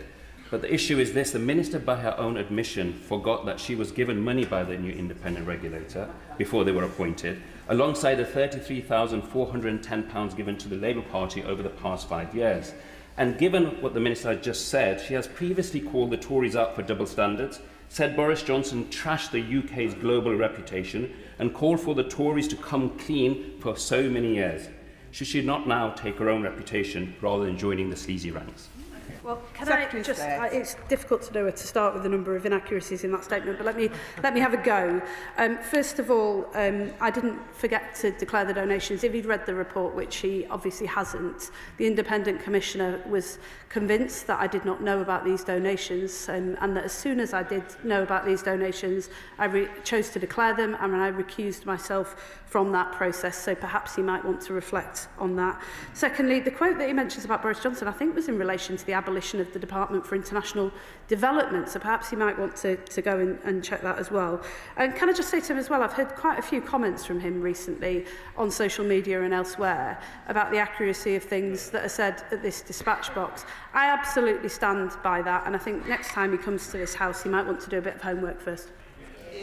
James Wilde. Thank you, Deputy Speaker. I have to say I am quite surprised at the lack of contrition from the Secretary of State, given what is a very damning report. In November 2024, Mr Cogan withdrew from the application process because he said there was a lot of noise about Labour donors. But then in March, in a move that the Commissioner said was highly unusual, his candidacy was reinstated, he was rapidly sifted, interviewed and appointed. Are the public really expected to believe this was an open and fair process when the decision-makers took donations from the candidate? I think, again, you should have more respect for the independence of these processes. The Independent Commissioner on Public Appointments investigated this thoroughly and found that the breach of the code was unknowing, but nevertheless I've taken full responsibility for it. And I have to say it takes some brass neck from a party who sit on benches with a shadow Foreign Secretary who, when she was in government, broke the ministerial code, was told to resign, refused to do so, and now sits as one of their most senior ministers. Jim Shannon. Thank you, Madam Deputy Speaker. First of all, can I welcome the Secretary of State's comments. The Secretary of State is an honourable lady, and I know that, and I hope that everybody in this chamber knows that as well. I very much welcome the independent football regulator, but my constituents have asked me to ask a question, so I asked that question on behalf of them. That's my job to do so. Yesterday it was the BBC, today it's the football regulator appointment. The general public are sceptical of appointments which to them may breach public appointments code. The Secretary of State, confidence from the general public is truly at an all-time low. So how can the Secretary of State ensure that any jobs are fit for purpose, that neither political affiliation or support will never be a material consideration for any appointments? Thank you so much. Can I thank him for that? And I think that is the reason why the Prime Minister has made clear, and the Cabinet strongly believes, that although mistakes will always be made, when those mistakes are made, we have to comply fully, openly with independent processes. We have to respect those processes, and we have to accept the consequences. He will note that in the report that was written and published by the Independent Public Appointments Commissioner, there wasn't a single recommendation made to me as part of that. There were recommendations for the department, but there wasn't a recommendation in relation to me. Nevertheless, I've chosen to apologise to the Prime Minister, because I believe that's the right thing to do, to take responsibility for the things that we are responsible for. He mentions the BBC yesterday. I imagine that he's alluding to an issue that was raised by many members of this House about the political appointments that were made to the board, and the appointment of one board member in particular that has been highlighted by many members of being of concern. He will know that they were appointments that were made under the last Conservative government. The last Conservative government also chose to extend the term of the board member in question just a few weeks before calling a general election, so he is now in post for several years. But there is an opportunity to look at this through the upcoming Charter Review, and I can assure him that we will. Kieran Muller. Thank you. Could I thank the Secretary of State for explaining, and I'm sure people have been glad to hear the involvement of a sponsoring department, a sponsoring minister in a public appointment. So in answer to my question, she need not revisit her role. We all understand that. She's explained it clearly. But she'll also know it's not unusual after a Secretary of State's made a provisional appointment that it then goes on to number 10 for further review. So can she just confirm putting aside her own role, was there any involvement in any way, shape or form with anybody in number 10 for this appointment? I'm happy to clarify, this was not a Prime Ministerial appointment. This was an appointment made by the Culture, Media and Sport Department. But as he knows, because I discovered this donation and the information that had been given at the start of the process was incomplete, as soon as I did, I chose to declare that. I recused myself from the process. And the final decision was made not by the Prime Minister, but by the Minister for Sport. And the final question, Iqbal Mahmood. Thank you very much, Madam Deputy Speaker. I, with many others, supported fully the Football Governance Act and the Independence Regulator, and I do accept the Secretary of State's comments that she sincerely wasn't aware of the donation. But just to reiterate, but does the Secretary of State understand the public's concern that an independent appointment may, or their perception, was chosen because of their donations to the party in government? And what steps will she and the government take to review the process and make any improvements so that it is trustworthy for the public and completely unimpeachable? And I do understand a comment about donors wanting to participate in public life, but I think the government should consider putting a really clear marker between donors and what kinds of roles they may or may not be able to perform in support of the government. Can I welcome that and say to him that although overseeing the whole process and the way that public appointments are made is a responsibility for the Prime Minister, I do welcome the comments that he's made and the suggestions that he's made and the need to uphold the highest standards. In relation to this particular appointment, we didn't meet the highest standards. It was a complicated process. It required a specialist skill set and it took place under 2 different governments. That is not to make excuses. That is just to explain that this particular process was highly unusual, but we've learnt some lessons from that and we are implementing the Commissioner's recommendations in full. And can I say to him that in terms of the public having confidence, in the end, the test of whether the public can have confidence in this appointment is whether Mr Cogan and the independent football regulator is able to deliver on the promise of dealing with bad owners and putting fans back at the heart of the game. And I am confident that we've made the right appointment, as evidenced by the fact that he has wasted no time at all since he was appointed on the 6th of October in getting on with the job. And that concludes the urgent question. Point of order, Louis French. Thank you, Madam Deputy Speaker. Madam Deputy Speaker, I seek your guidance. During the discussion of this urgent question today, the Secretary of State is providing a number of answers that seem to contradict parts of the report here, particularly around the role of the Prime Minister. But in particular, she made reference to a conversation between herself and the new independent chairman of the football regulator before his appearance at the Select Committee. Now, I've read the report very carefully and I cannot find any such reference within the Commissioner's report that references this conversation. I therefore seek guidance from you, Madam Deputy Speaker, why this is not in the report and how honourable members can find out that answer. Thank you. Does the Secretary of State wish to respond? Yeah, I'm very happy to clarify that point for him. This was a request that I made to officials in my department that was relayed to Mr Cogan. It was, of course, his choice whether or not he chose to take that advice, but he did. I have to be clear with him that from the moment that I discovered that there had been donations made to my campaign, I didn't have any discussions with Mr Cogan about this or any other matter. When I recused myself from the process, I took that seriously, and so it was for the Minister of Sport to make the final decision, which she did, but at that point I didn't have direct conversations with Mr Cogan until the Independent Commissioner had been unable to do his work. I hope that clarifies the matter. Point of order, Jacob Collier. Thank you, Madam Deputy Speaker. The Leader of the Opposition recently visited my constituency for her tool theft campaign, but I don't think she's been informed that my honourable friend for Portsmouth North has already secured these changes through the sentencing bill. The Right Honourable Lady did not notify me of this visit, and given she is a long-standing member of this House, I'm seeking your advice, Madam Deputy Speaker, on how she can be reminded of the courtesies afforded to members. I thank the honourable member for notice of his point of order. Has he given notice to the Leader of the Opposition that he was going to raise this matter? He has put his point on the record. Point of order, Shaukat Adam. Thank you, Madam Deputy Speaker. In the debate, the Secretary of State mentioned that she was aware of my social media post attacking and targeting her. I just want clarity because I've never made a post about the social tree, so if she would like to clarify that point. My colleagues may have done, we may all look the same, but we're not. That's absolutely gross. That is not a point of order or a matter for the Chair. We now move on to the presentation of bills. I'll give a few moments for the front benches to swap over. Thank you, Madam Deputy Speaker. Pleasure, Vladimir.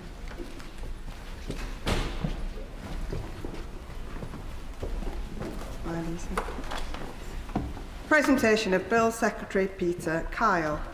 Industry and Exports Financial Assistance Bill. Second reading what day? Tomorrow. Tomorrow. Presentation of Bill Secretary Liz Kendall. Cyber Security and Resilience Network and Information Systems Bill. Second reading what day? Tomorrow. Tomorrow. We now come to the 10-minute rule motion. Jenny Riddle-Carpenter. Thank you, Madam Deputy Speaker. I beg to move that leave be given to bring in a bill to make provision about road safety measures near schools and for connected purposes. Madam Deputy Speaker, every parent knows that heart-stopping moment watching their child cross the road and just praying drivers are paying attention. For too many families that I speak to in my constituency of Suffolk Coastal, that silent prayer takes place daily as they drop off their children at school and they pick them up at the end of the day. Road traffic accidents are, tragically, the leading cause of death for children in the UK. And the Royal Society for Protection of Accidents estimates that every single month, 1,200 children are injured in traffic accidents that happen within 500 metres of the school gates. These two statistics hit me hard when I first read them, and I can imagine they hit members across this House just as hard. It was the parents who first told me about their worries over their children's safety when dropping them off and collecting them again after school. And then so did the schools, and then finally, so did the children themselves. When I look at the data, I can see it was telling me the same story. 14% of child fatalities occur during the morning school run between 7 and 9 o'clock, and 23% happen after school between 3 and 5 o'clock. Madam Deputy Speaker, in February of this year, 10-year-old Roman Osborne was hit by a van when leaving his primary school at Pickup in Trimley, St Martin. The driver wasn't speeding or driving recklessly. In fact, witnesses told me that he was travelling at about 20 miles an hour. Luckily, Roman recovered, but the impact was so severe that he spent 3 days in hospital with a broken hip and many more months recovering. His parents told me that if it hadn't been for him landing on his rucksack, which shielded him from a far more serious injury and potentially head trauma, the outcome would have been tragic. Roman's story reminds us that improving road safety around our schools isn't simply about reducing speeds to 20 miles an hour, though I dread to imagine how much worse it could be if that driver had been going 30, 40 or faster. In truth, road safety is about making the environment around schools far safer and by any means necessary. That means proper crossings, clear road markings, enforcing parking restrictions, visible signage, and yes, the presence of school patrols, school crossing patrols, and much loved lollipop men and women. But Madam Deputy Speaker, what frustrates me most is that much of these options are available to councils today, but only if they choose to implement them. After this accident, Suffolk County Council told me that the road had been assessed because of Roman's accident, but it did not meet the criteria for additional safety measures. Madam Deputy Speaker, you don't need me to tell you that's not good enough. When a child is injured outside their own school, how can any system say it does not meet the criteria to make that road safer? It should not be at the discretion of any council to turn a blind eye. Bucklesham Primary School, in my constituency, and watching in the gallery today, also know this challenge all too well. The school sits on a junction of a 60-mile-an-hour and a 30-mile-an-hour road. It's an isolated rural school with no footsteps or homes around it, and parents have no choice but to drive to school each and every day, while navigating awful conditions in the process. Parents and staff have been pleading for improvements for 2 decades. They have gathered petitions, met councillors, written letters, and still, after 20 years, no permanent safety measures have been put in place. I presented a petition to this place in September with over 300 signatures because of the road safety issues outside Bucklesham Primary School. These stories, and the many others I've heard since being elected, are exactly why I've been campaigning relentlessly to improve road safety around our schools. I've taken that campaign to number 10 Downing Street, and today I bring it forward formally to Parliament through this 10 minutes rule bill. Now, the purpose of this bill is simple: to make it a requirement, not an option, for local authorities to take proactive steps to improve safety around schools where there is evidence of potential risk. This bill would place a duty on councils to work directly with schools and communities to assess road conditions, listen to local concerns, and identify practical solutions. Those measures, of course, will differ from place to place, because a rural lane in Suffolk looks very different to an urban street in Manchester. But the principle must remain the same. Every child, no matter where they live in this country, deserves to travel safely to school. As my bill sets out, a package of local solutions might include more double yellow lines and enforced parking restrictions, improved signage and road markings, dedicated school crossings, more lollipop men and women, and reduced speed zones during drop hours. In short, Madam Deputy Speaker, schools should not have to campaign for safer roads, nor should their pleas fall on deaf ears. They should be able to expect it. Our children should be able to travel to and from school each day without fearing the roads outside their schools. Madam Deputy Speaker, Suffolk has one of the poorest road safety records of any rural county in England. Over the past 20 years across Suffolk, there have been 597 fatalities and 7,000 people seriously injured. 7,500 lives lost or changed forever. In Suffolk coastal alone, more than 1,000 people have either been killed or seriously injured in our roads. And tragically, 17 of these were children. These are our children on our roads, and this is our responsibility. Madam Deputy Speaker, the evidence shows that we can prevent many of these tragedies. The Parliamentary Office for Science and Technology has found strong evidence that 20-mile-an-hour speed limit and zone reduced casualties and fatalities. After Wales introduced a default 20-mile-an-hour national speed limit on restricted roads, casualties fell by 24% between April and June last year, compared with the same period the year prior. Now, parents know this instinctively. Surveys show that 36% of parents feel roads are too busy for their children to walk to school, and 43% say traffic is too fast, even when a 20-mile-an-hour zone exists. According to Break, the road safety charity that I've worked with on my campaign and on this bill, 78% of parents want a 20-mile-an-hour limit near homes and schools, and 85% want government to do more to make local roads safer.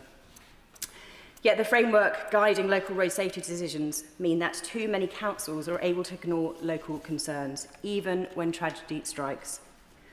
My bill would end that absurdity and end the crisis at our school gates. It would also make transparency a duty. Councils will be required to publish annual statements outlining what safety reviews have been conducted, what measures have been implemented, and how they are working with schools in our community to improve standards. The government is due to publish a new road safety strategy early next year, the first in a decade. I welcome that, and many of the families and schools I speak to welcome that too. But the strategy must put road safety around our schools at the very top of the list. This bill would make that possible by setting out clear expectations for local authorities and giving schools the voice in shaping the solutions they need. The answer is painfully simple. We know what makes our roads safer. The measures are well understood and so often inexpensive. What we lack is urgency and accountability. We should not accept that parents in schools that have been campaigning for 20 years to make drop-off and pick-up safer, yet still have their school hugging a 60-mile-an-hour road. We should not accept that a child is hit by a van and the road is assessed and yet still fails to meet self-determined thresholds for intervention.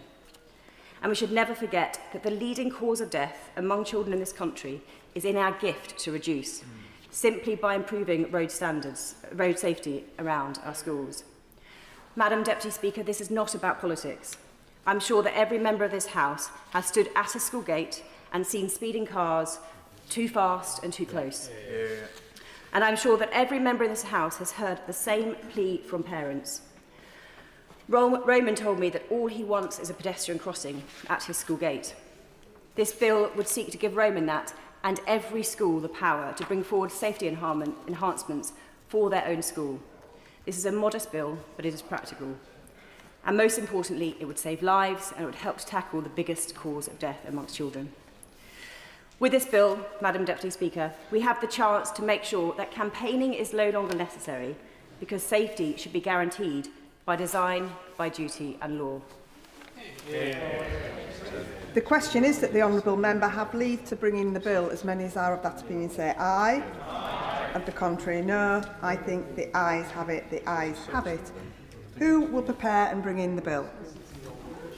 Sarah Coombs, Terry Jermy, Ben Goldsborough, Sarah Dyke, Maya Ellis, Amanda Hack, Richard Quigley, Samantha Niblett, Alison Hume, Steve Witherden, Josie Golding and myself.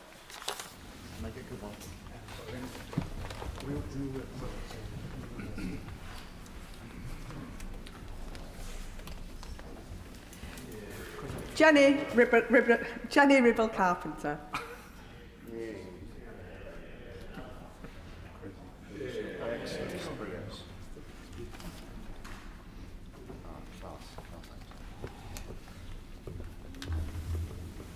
Road Safety Schools Bill. Second reading what day? 28th of November 2025. 28th of November 2025.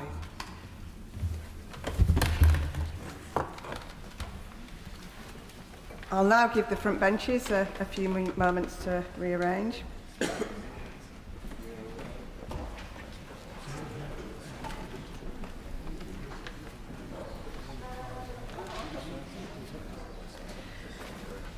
We now come to the Opposition Day motion on taxes. I inform the House that Mr Speaker has not selected either of the amendments tabled. Sir Mel Stride to move the motion. Thank you, Madam Deputy Speaker, and I beg to move the motion on the order paper. Madam Deputy Speaker, right at the centre of this motion is a single word: trust. The trust that the party opposite lost with the British electorate. They lost it when they promised not to put taxes on farms and did so, when they said they would not be means testing the winter fuel payment and yet did. And they did it also, Madam Deputy Speaker, when they said that they would not be putting up taxes left, right and centre, but did exactly that when they came into office. Indeed, in their own manifesto, Madam Deputy Speaker, there's around £7 billion worth of tax increases. That's translated by the time of the first budget into some £40 billion of additional tax. And of course, Madam Deputy Speaker, much of that related to national insurance, employers' national insurance, a clear breach of the Labour Party manifesto. Do not take my word for it, take the word of Paul Johnson, the former head of the IFS, who, and I quote, said of the manifesto and that particular tax increase that it was a, quote, straightforward breach of the Labour Party manifesto. Now, the Chancellor also said that she would not be taking decisions that would affect working people. And yet we know, with the figures released just yesterday, that unemployment it is now at a 5-year high. 180,000 fewer jobs on payrolls on her watch. And indeed, some sectors particularly badly impacted. Hospitality, some 90,000 jobs destroyed, particularly affecting the youngest people in our country, those desperate to get on that first rung of the career ladder, deprived of that opportunity by the ministers opposite. And of course, after that calamitous budget, Madam Deputy Speaker, there were further pledges and further promises from the Chancellor. She said to the Treasury Select Committee, and I quote, "We are not coming back for more tax increases." She said on Sky News that she would, quote, "wipe the slate clean." And on the 25th of November at the CBI's annual conference, she said this: I'm not coming back with more borrowing or taxes. There has been little of that language of late.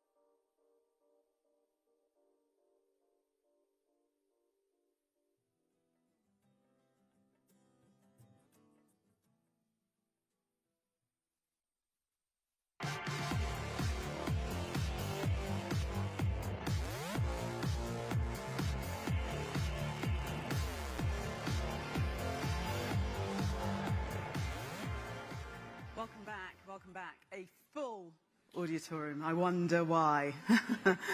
You're all here in one go. Welcome back. I hope you enjoyed your lunch and your networking time. Just a quick reminder that we will be taking questions throughout the conference, either via Slido or from your good selves on the floor. Our next guest and keynote speaker is the Right Honourable Wes Streeting, Secretary of State for Health and Social Care. Conference would like to welcome the Secretary of State's commitment to the Neighbourhood Health Service and note the enthusiasm for neighbourhood working across the sector and over the last few days here in Manchester. Please welcome to the stage the Right Honourable Wes Streeting, Secretary of State for Health and Social Care.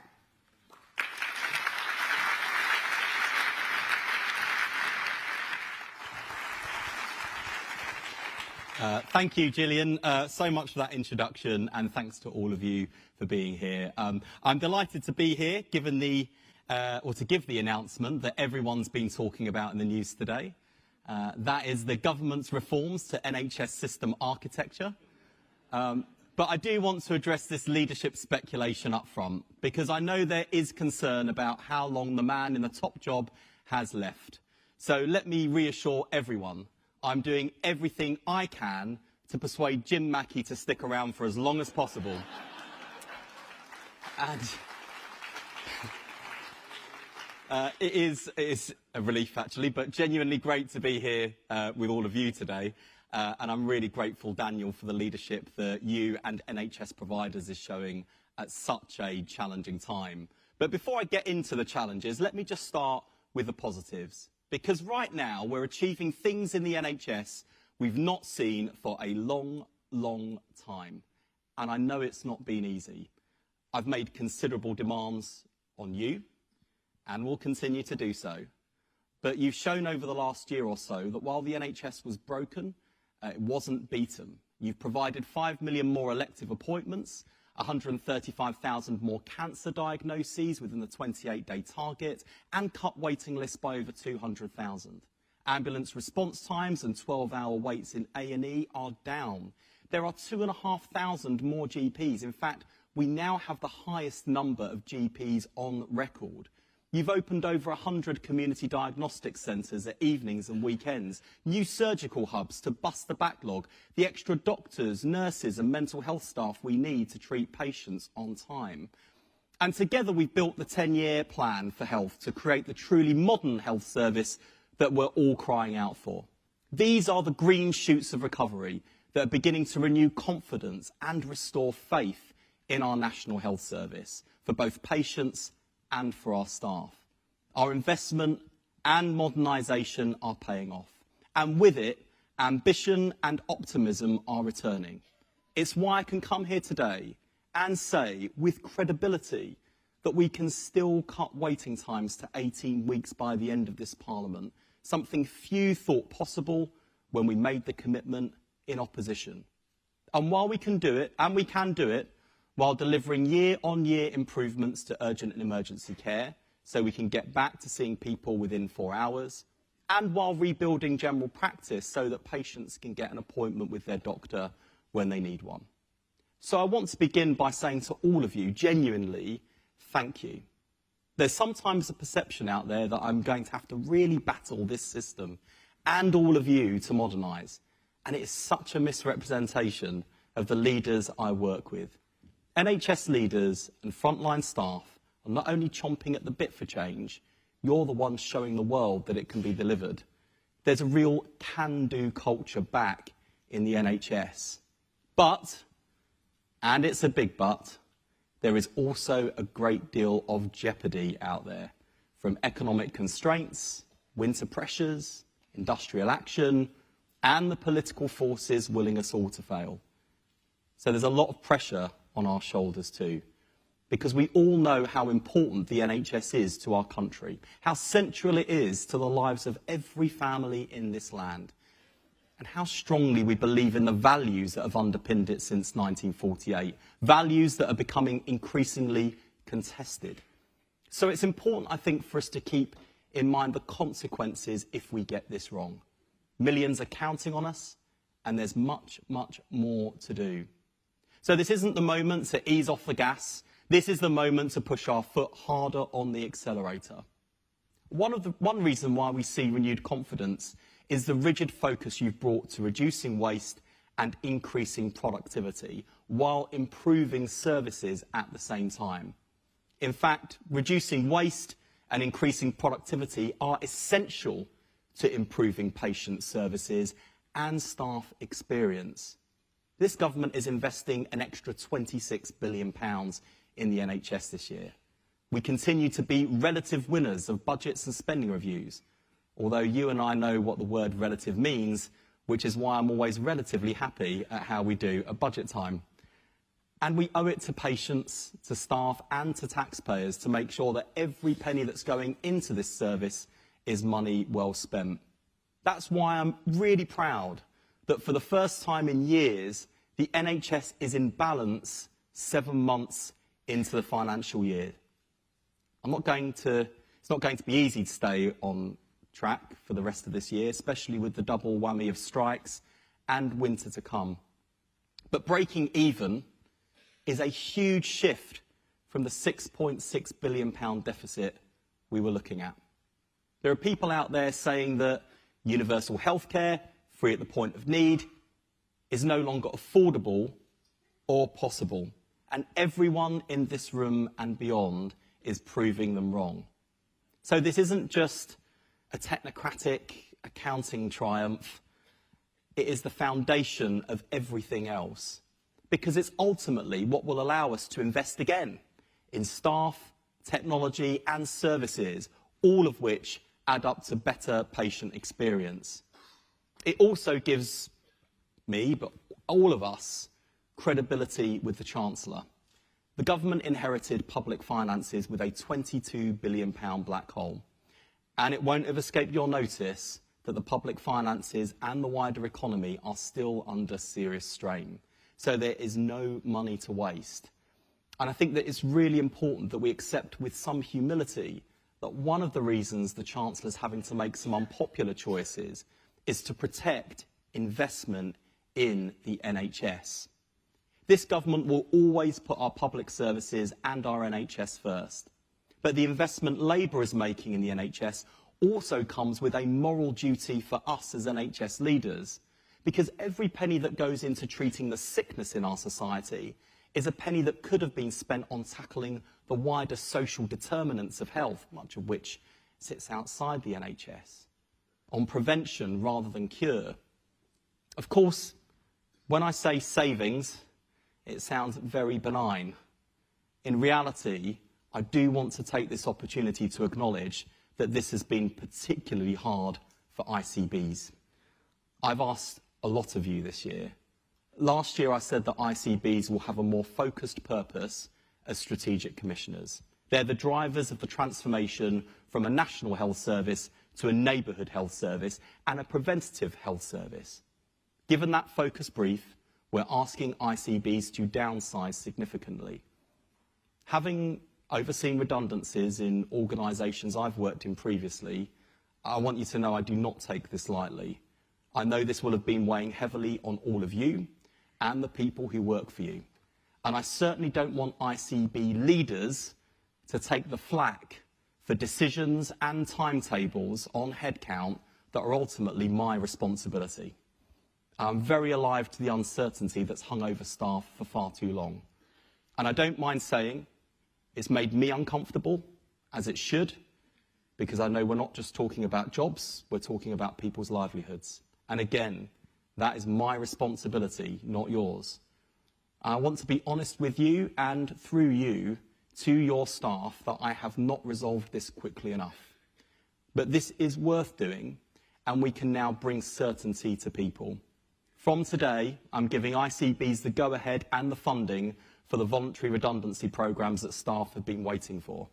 This will see overall headcount cut by 50%, which will particularly, not exclusively, but particularly affect roles in corporate services, communications and administration. Alongside this, we're moving ahead with the abolition of NHS England and will complete it to the timetable the Prime Minister announced in March.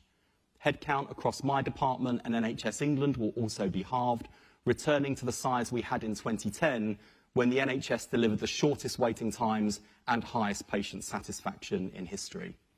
This move will free up more than £1 billion a year, which will be reinvested in frontline care. To anyone listening at home, and who knows, someone might be listening at home, I want to reassure you that our investment is not simply pouring more water into a leaky bucket. We're plugging the holes, cutting out the waste, and rebuilding our National Health Service. And to those of you here today, and hopefully you're listening, we aren't simply changing staff numbers. We are ending the constant assurance, ad hoc demands, and micromanagement that you've been subjected to. The centre will instead enable you to focus on improving services for patients, a new department that empowers rather than suffocates NHS leaders and frontline staff. And I have to say, the way in which leaders across the service are responding to the scale of the challenge I've placed on you has been extremely, genuinely impressive. The energy, determination, and sense of shared responsibility to succeed is remarkable and makes me very proud to lead this service. Going into this winter, we're seeing that same energy and determination as we do everything we can to prepare. You're freeing up more beds. We've seen an uptick in flu jabs among staff and the public. We've stress-tested plans much earlier. We're investing in new ambulances, building new urgent treatment centres, and introducing new mental health crisis centres. Online access to GP practices should stem the tide of the 4 million patients who go to A&E each year because they can't get through to their local surgery. So thank you to all of those GPs who have successfully introduced this new system. You'll be crucial in unclogging emergency departments, freeing up beds and saving lives this winter. And on the social care side, we're working more closely with local authorities to ensure people get the care and support they need at home rather than languishing in hospital beds. But we know that the NHS is already running hot. A&E and ambulance demand is already higher than it was in 2024. Flu is coming earlier, and there is a particularly nasty strain this season. Those are the challenges we have to rise to. For many patients who come through our doors this winter, it will be the one time in the entire year when they experience the NHS. What impression do we want them to leave with? Do we want to be just about managing? That can't be our benchmark. We can't accept the winter crisis as an annual event like the John Lewis Christmas ad. We have to improve year on year. And of course, with all these challenges, the last thing patients need this winter is strike action by the BMA. I was really proud of the way that NHS leaders and frontline staff pulled together to get through the last round of resident doctor strikes. We saw an additional 11,000 procedures going ahead compared with the June 2024 walkout. We managed to keep the costs of industrial action down to the tune of £100 million less than the previous round. And despite the busiest July on record for A&E, this was the highest proportion of patients seen within 4 hours in 4 years. I think that is a considerable achievement. And I want all of you to know that it wasn't lost on me how hard you all worked to keep the show on the road. But the truth is that strikes do have unavoidable and serious consequences, particularly when they're called during winter. That is why I made a comprehensive offer to the BMA last week in a final attempt to prevent strike action. Coming on top of a 28.9% pay rise, which they've already received from this government, I would have thought that our offer to go even further with extra jobs, prioritisation and money back in their pockets would have demonstrated how serious this government is about improving resident doctors' lives and career prospects. Yet the BMA rejected the offer out of hand, refusing to even put it to their members. If strikes do go ahead, at a cost of around £240 million, we will not be able to afford the same offer again. So my message to the BMA is simple. Postpone the strikes, trust your members, and give resident doctors a say. Patients, doctors, and the wider NHS staff all lose if strikes go ahead. And there is still time for everyone to win. That brings me to a broader point about choices and trade-offs. When we pull together, And when we mobilise behind the ideas in the 10-year plan, we can deliver year-on-year improvement, change and transformation that gets the NHS back on its feet and fit for the future. When parts of our team fail to recognise that we can't solve everything for everyone, everywhere, all at once, that's when we run into difficulties. That's what makes our collective job much harder. I know I'm preaching to the choir in this room because as leaders, there are choices and trade-offs that you face every day. And it's really important that we continue to work together to face those choices and trade-offs in an honest way. Because the progress of the last 18 months tells a bigger story. One of a service beginning to believe in itself again. That's quite something, given the horrendous state of neglect the NHS was in after 14 years of underinvestment and mismanagement. And we have to be honest that some of what we're doing has never been tried before. Success won't happen overnight. I, will make some mistakes along the way. That is all part of learning and improving. But together, we've begun restoring confidence. We've built strong foundations for real improvements. We've moved from barely scraping by to having real hope and big ambitions. I said there'd be fewer targets and less bureaucracy, and there are. I said there'd be no more short-termism, and we now have multi-year funding settlements to give you the certainty you need. I said the centre would be smaller, and it will be. I said that power would be handed back to patients, professionals and providers, and it is being. All of this is why we're today in a position to declare that the NHS is on the road to recovery. And at the heart of that revival is our 10-year plan for health. It sets out how we'll transform the service of today into an NHS fit for the future. Our 3 big shifts will create a new model of care that not only catches up with the rest of the pack, but leads the world. The plan breaks with the fiction that you can run a health service of 1.5 million staff who deliver 600 million patient interactions every single day from an office building in Whitehall.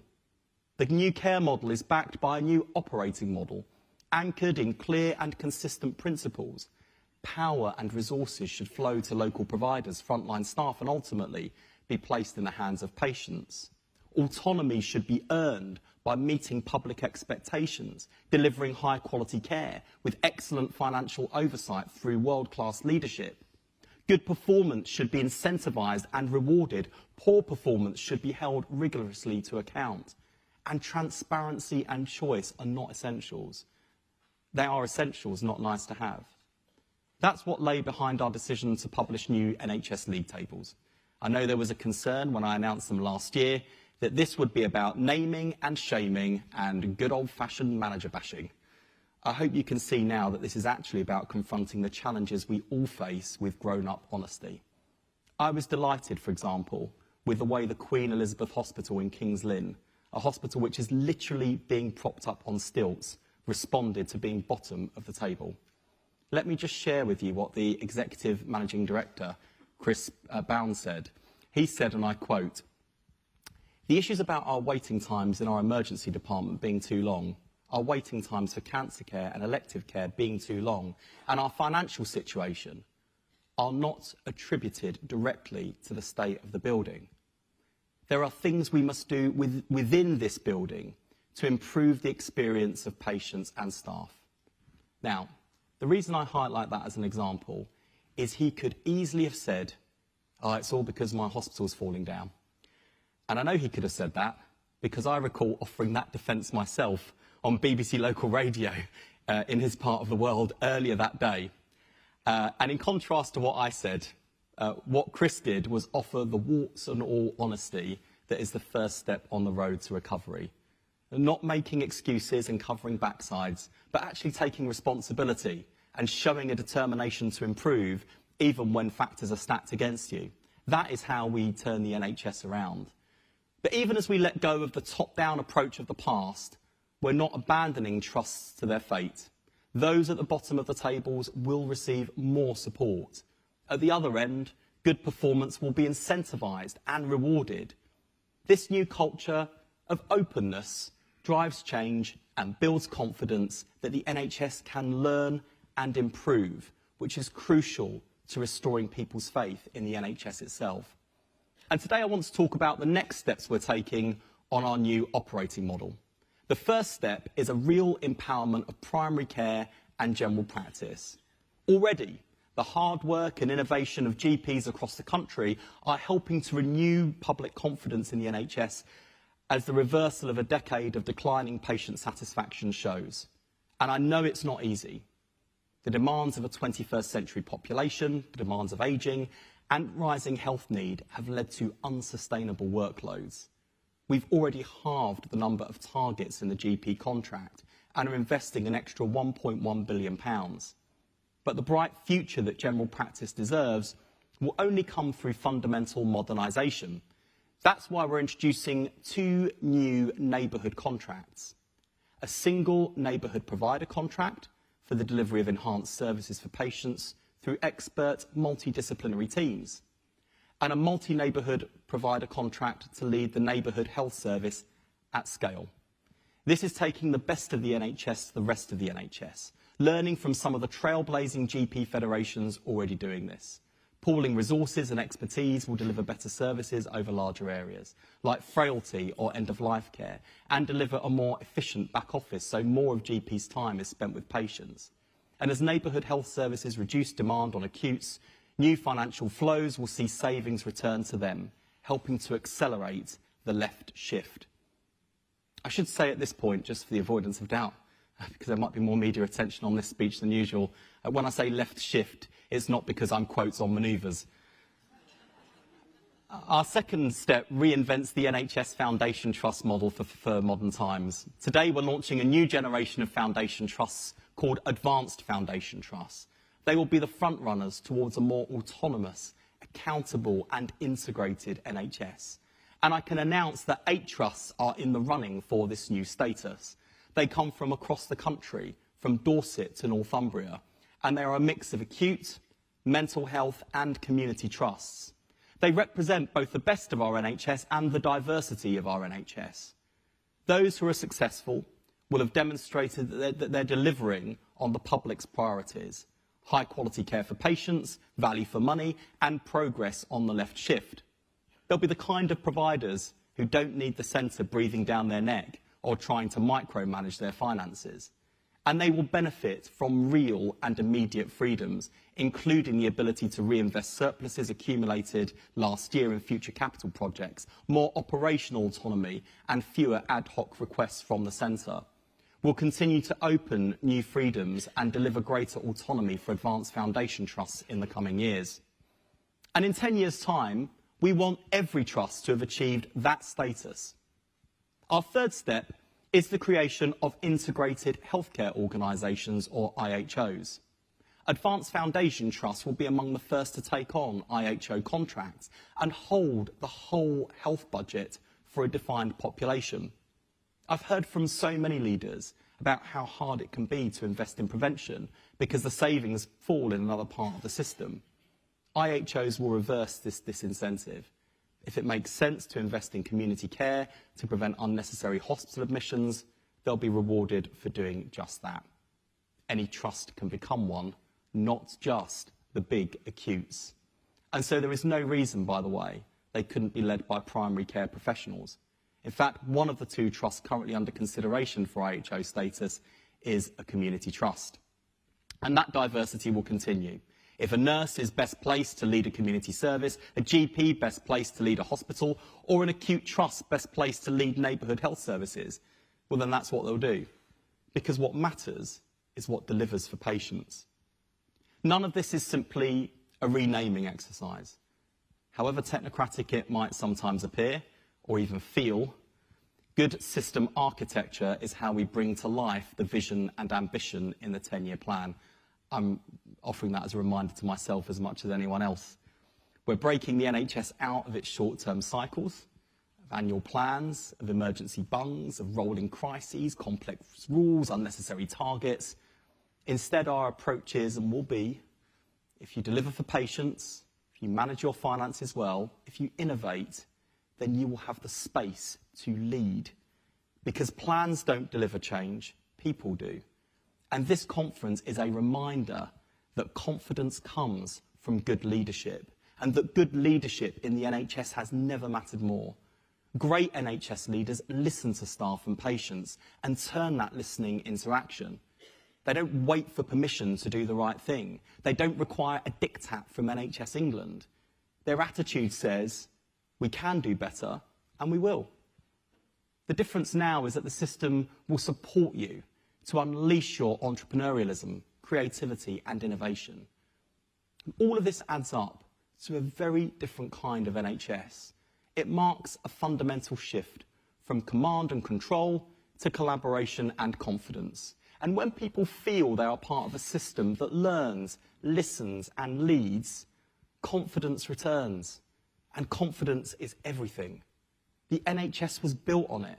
The confidence of a nation that believed in universal healthcare free at the point of use. The confidence of staff who knew they were part of something bigger than themselves. What we're doing together is restoring that confidence.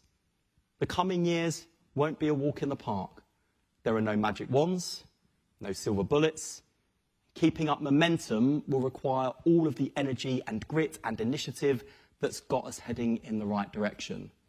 We need to up our elective activity to hit the ambitious targets the Prime Minister set us, to get people seen as quickly as possible in urgent and emergency care, and to keep improving access to GPs. And we need to maintain our firm grip on the finances. But for the first time in years, the NHS can look forward with confidence rather than back in frustration, because we've got a plan that's not just ambitious and realistic, we've got a plan that is working. And that is why the NHS is on the road to recovery. Thank you very much.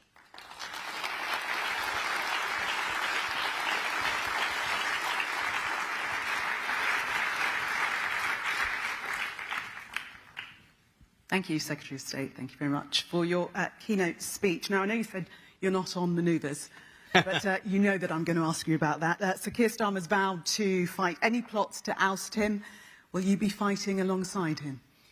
Yes. I mean, the bizarre thing about some juvenile briefing overnight is that it's people in Number 10 who've said the Prime Minister is fighting for his job. Now, I don't think that's, firstly, a helpful or constructive thing to say. I also don't think it's true. What I think he is doing is fighting to try and turn the country around from the enormous mess that we've inherited on so many fronts. In 2024, and tell me if it's incorrect, there was an interview which you were unequivocal about your desire to be Prime Minister one day. Is that true? I've got a harder job already, so I'm quite enjoying doing this one. Thank you very much. And I'm definitely not going to say anything today that adds to the silly season going on down south. OK, just final question on the manoeuvres that aren't. This morning on Sky News, you said that you felt that you'd been kneecapped by Downing Street in terms of the briefing.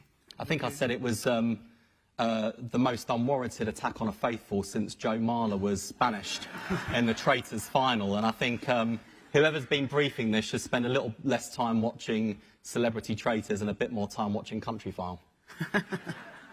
OK, right, on to the NHS. Realistically, what can we expect from the upcoming budget as regards the NHS? So look, I think that you'd struggle to move for, to avoid the speculation about the budget and the expectation management. I think that the Chancellor has been sensibly doing. This is going to be a challenging budget. We can see the economic backdrop and we can see the pressures in the public finances. I think we can be sure of a couple of things. The first is the Chancellor has been very clear that this is a budget to protect NHS investment. So I think we can go into the budget confident that what we were allocated at the spending review is protected. If she can go further, especially on things like capital, I'm sure she will. But what she has given us, over and above everything else, in terms of decisions she's already made, has been the NHS at the top of the tree in terms of her priorities.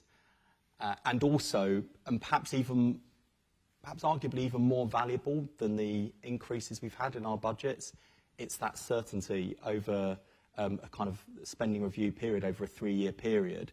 Because if we are asking you to change to drive transformation and to do so at the same time as driving year-on-year improvements in the service, we have to give you that certainty and stability and the tools to do the job. And so knowing what your outlook looks like for the next few years doesn't make the hard choices go away. It doesn't make any of it easy, but it does mean that you can plan with certainty and break out of the short-termism. And I think that's probably the most valuable thing the Chancellor has done for us, and that's why I can sort of go confidently into the budget, as the Health and Social Care Secretary, if anxious about the state of the economy and the state of the public finances. OK, we're going to open up to the floor now and take some questions. Raise your hand if you'd like to ask a question.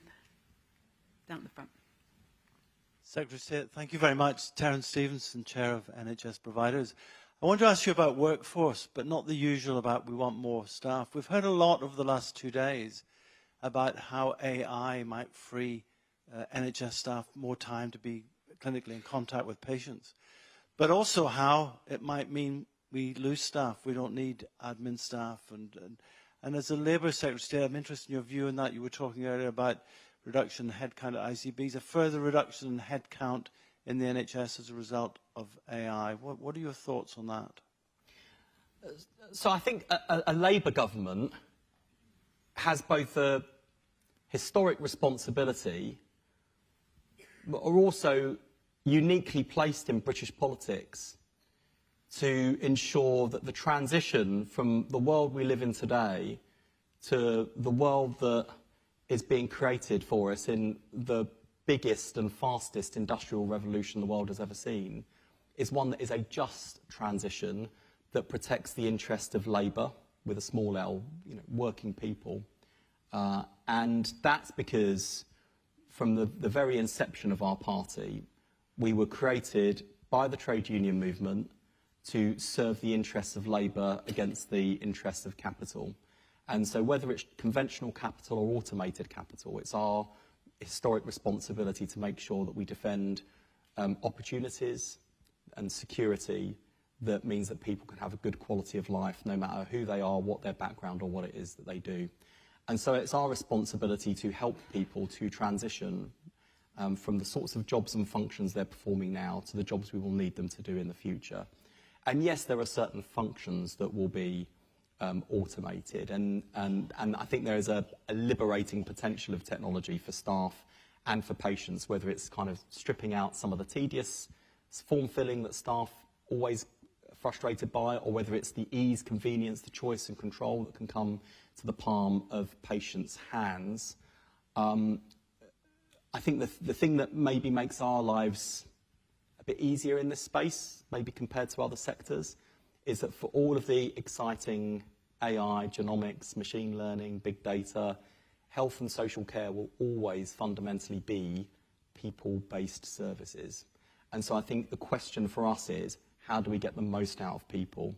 Where do people add the most value?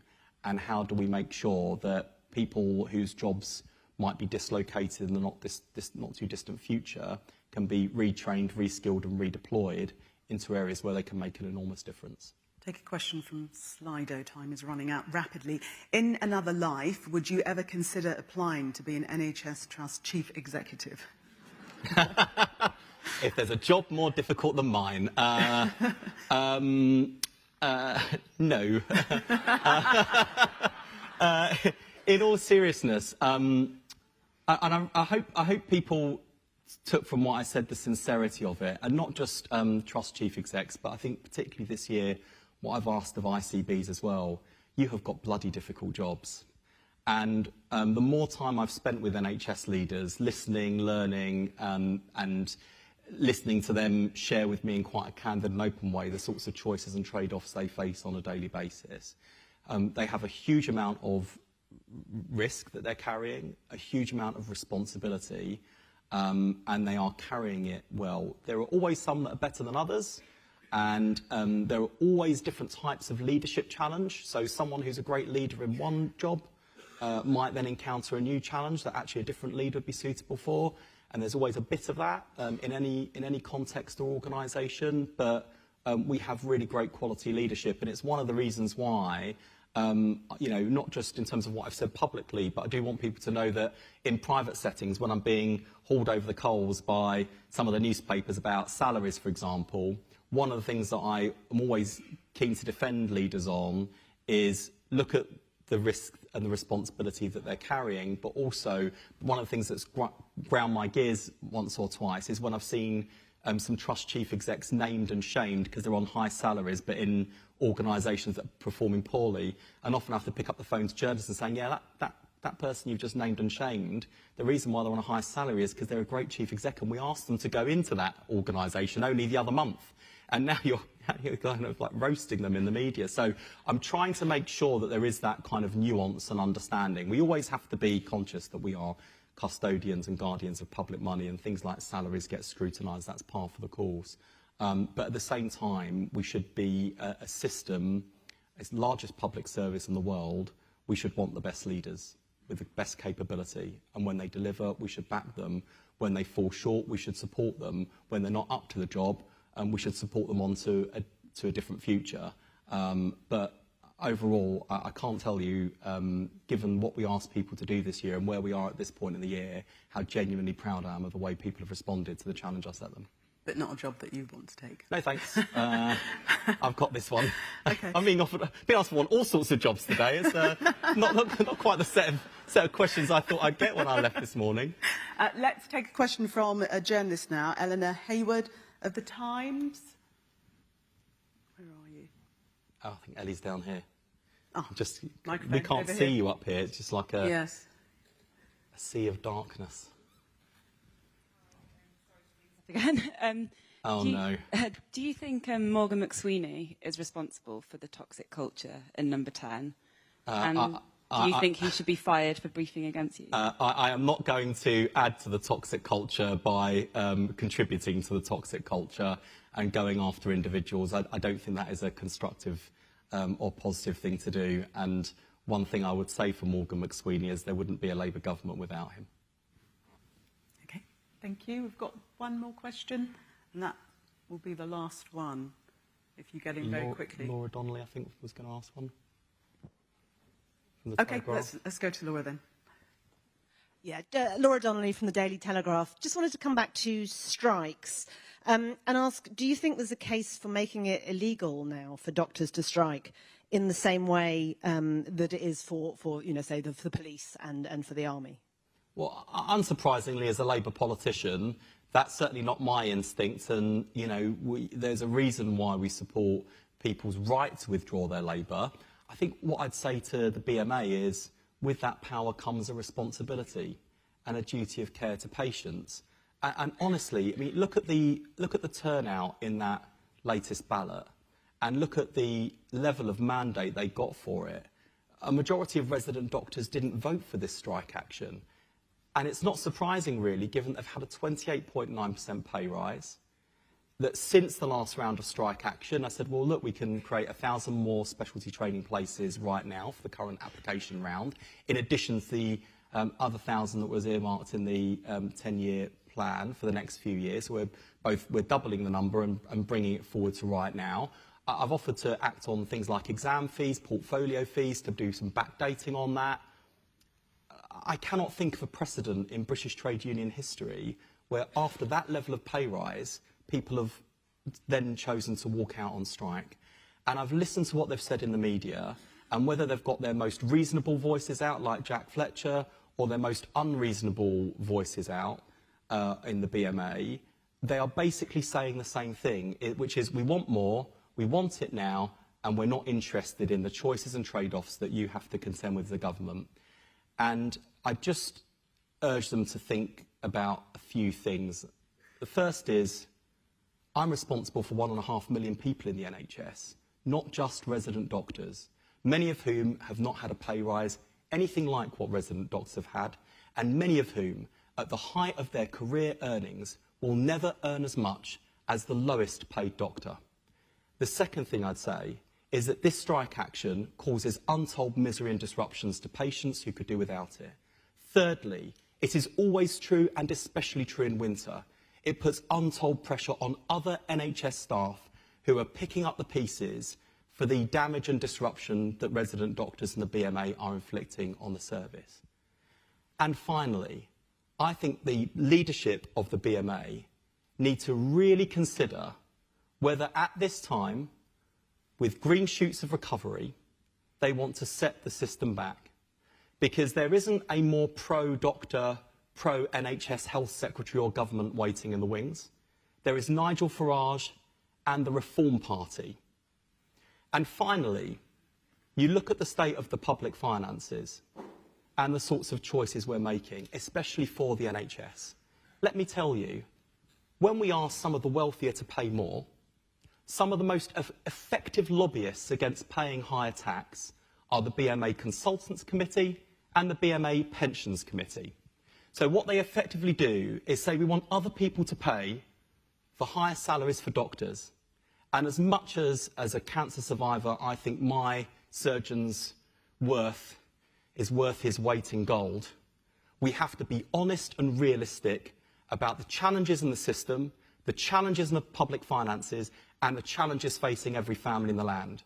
And it's time for the BMA to get real. But one way or another, we're not going to be held to ransom. We are going to plough on regardless.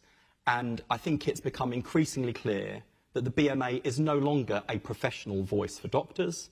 They are increasingly behaving in cartel-like behaviour, and they threaten not just the recovery of the NHS under this government, they threaten the future of the NHS full stop. And I think that is a morally reprehensible position to be in. Final question. What lessons have you learned from...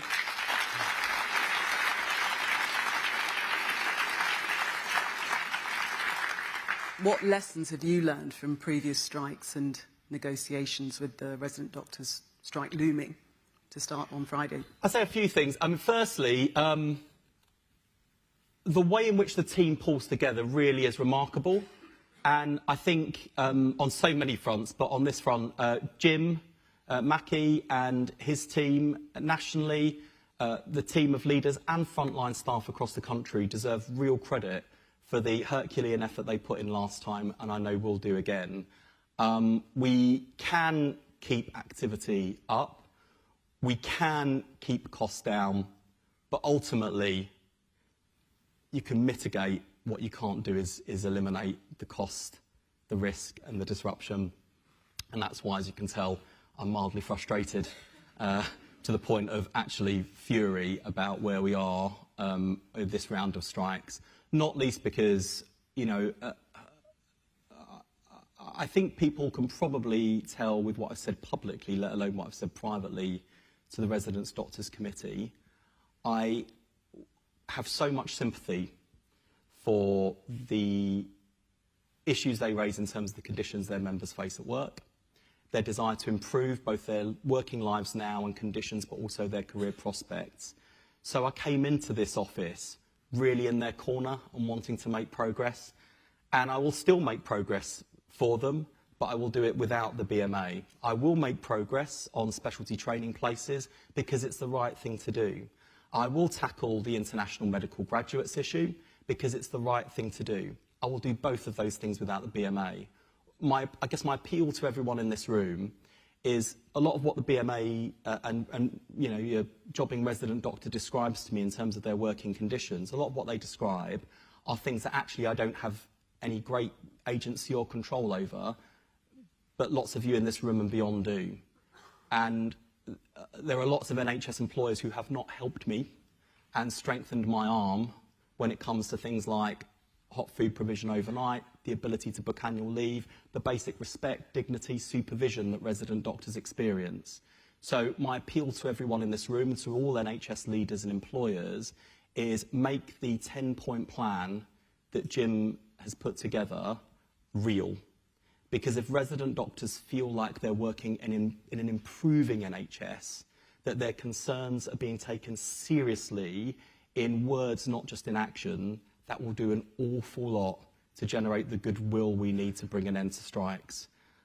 So regardless of the antics of the BMA, let's just keep our eyes on the prize. Let's do the right thing by all our staff at all times, because if there's one thing I've learned this side of the election in this job, leading this service rather than commentating about it or planning to lead it. It's that this is a service with remarkable people. We will only succeed as a team. We need to look out for our team, nurture and cherish our team, because ultimately it will be the team that will be able to look back with pride and say we were the generation that took the NHS, got it back on its feet and made it fit for the future. Secretary of State, thank you very much. Thank you.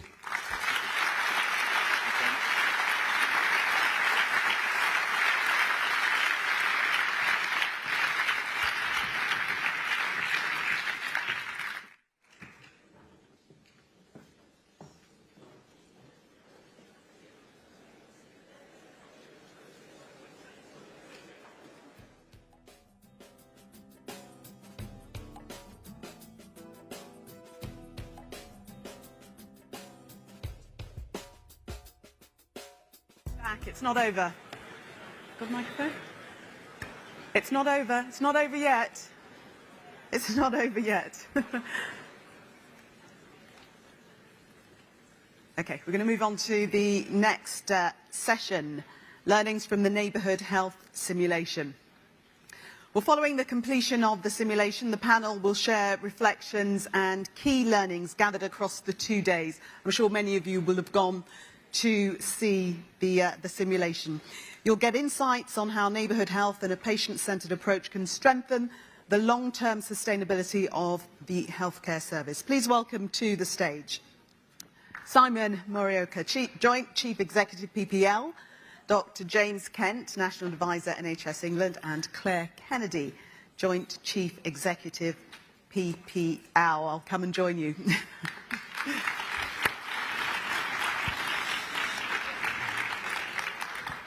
So the highly anticipated simulation has come to an end. It was very exciting. I was very excited about going round. We've got a VT to play you, a clip just really looking at some of the reflections of the last 2 days. So can we play that, please?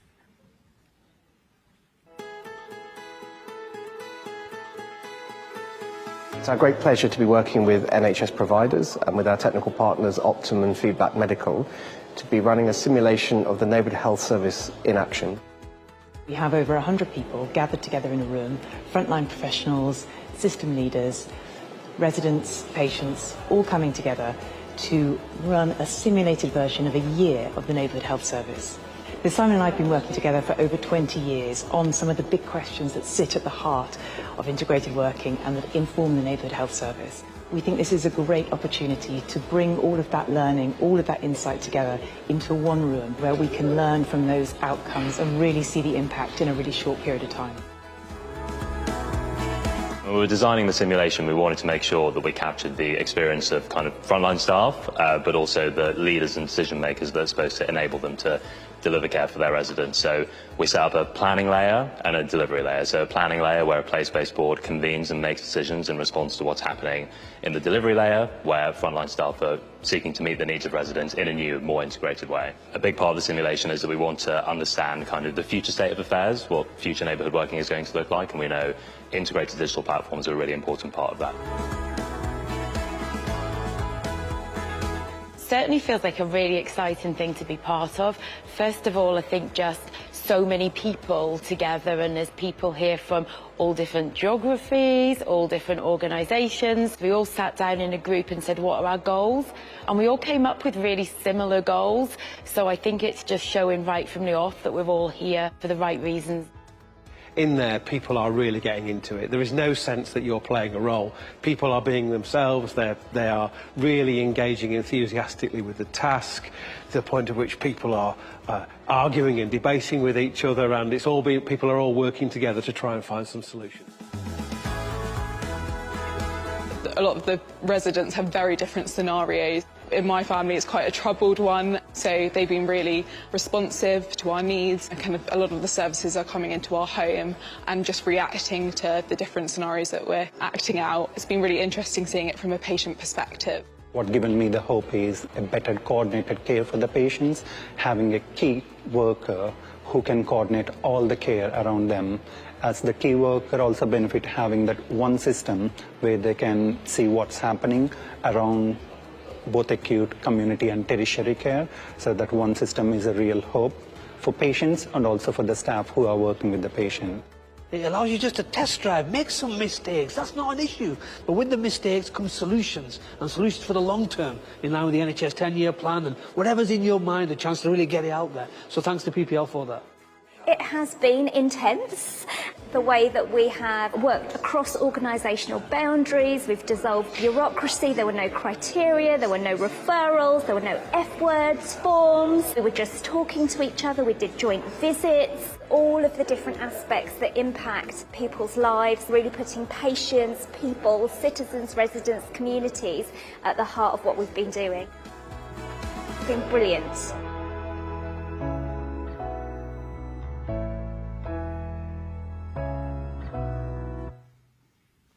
So, no F words. Nobody mentioned forward thinking. Claire, update us. How did it go? What did you learn? Thank you very much, Gillian. So just to resituate us, at the end of yesterday, I think I gave a quick update when we were 3/4 of the way through cycle 1. So the simulation works on 2 cycles. So we've had people trying a new way of working in 1 cycle, an opportunity to reflect overnight, to learn from the learnings from the first iteration, to come back and try a 2nd cycle. We've now completed the 2nd cycle, so a metaphorical gong sounded at the end of the simulation. The simulation is over. What we found at the end of the 1st cycle, as we would expect, is that it's massively challenging to move into a new way of working. So we've had several groups of observers, including yourself, who've had a chance to step beyond that wall and to see the really hard work that 100 colleagues have been doing in that other world, testing out these new ways of working. I think, as I said yesterday, it's not all sunshine and roses. So yesterday evening, there were definitely some points where people were expressing some of the real challenges, how difficult it is to make that shift. And one of the things that we agreed collectively was to all go away overnight and to think of one thing that we really wanted to bring into that 2nd cycle, to really change the experience and to test out doing things really differently. And we were absolutely delighted with the impact of that shift that happened today. So Simon's going to talk a little bit about the system impacts. I'm just going to share a few things that happened in terms of the activities. So colleagues who were in the simulation were all wearing lanyards, which indicated which organisation they came from.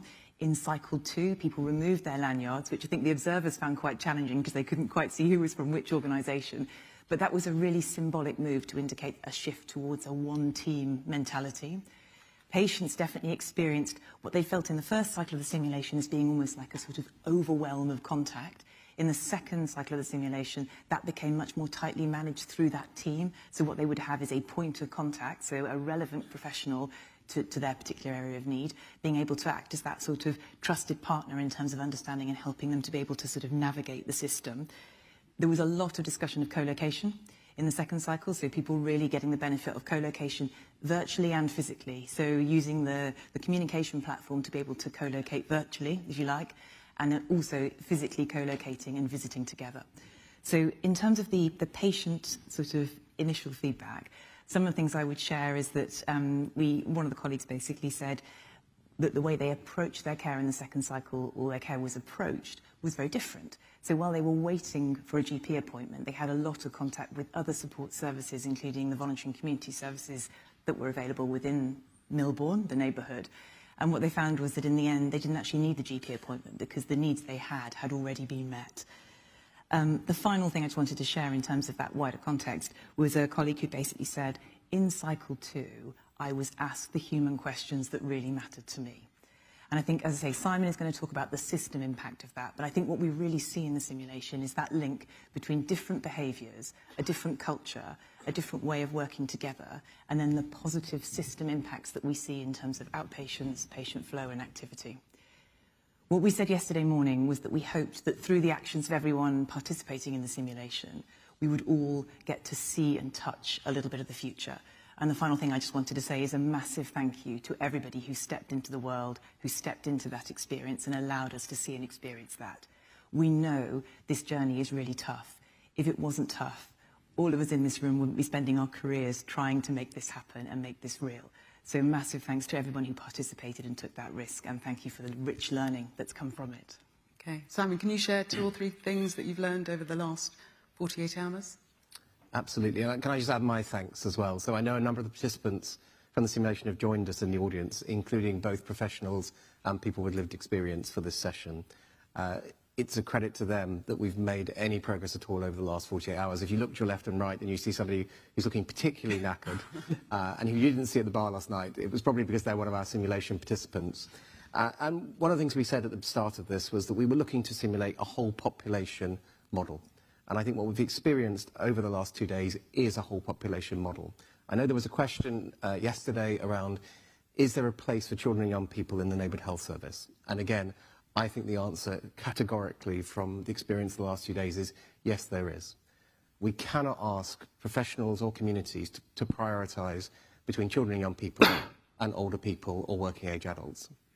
The reality is that we have to start somewhere, and we have to start somewhere that creates the headroom. So by focusing on the frail elderly population and by focusing on secondary prevention, we could see in the data that we were stopping people going into hospital unnecessarily, reducing non-elective admissions, reducing A&E attendances. However, that gave us the headroom to then start to look at the wider population.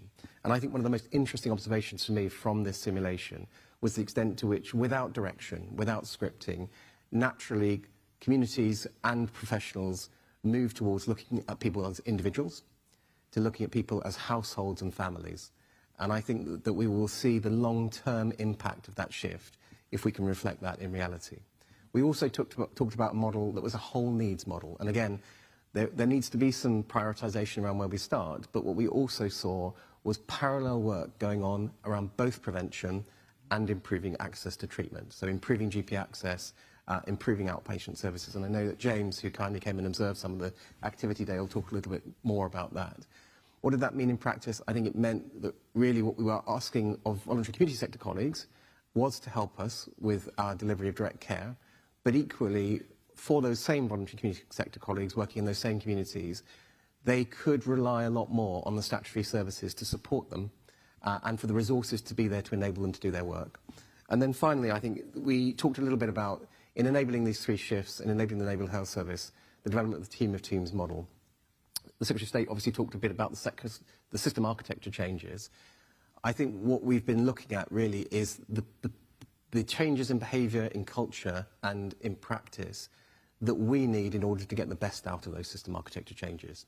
So we know that changing contracts, changing funding flows, commissioning approaches is needed, but in and of itself, we also know that that is not going to deliver improvements in population health.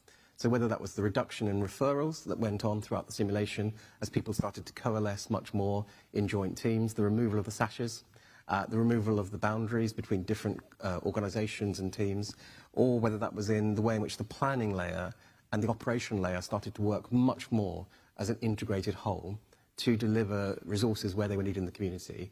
I think that was instrumental in the overall improvements in systems, but also in the overall improvement in the individual organisational performance within the simulation.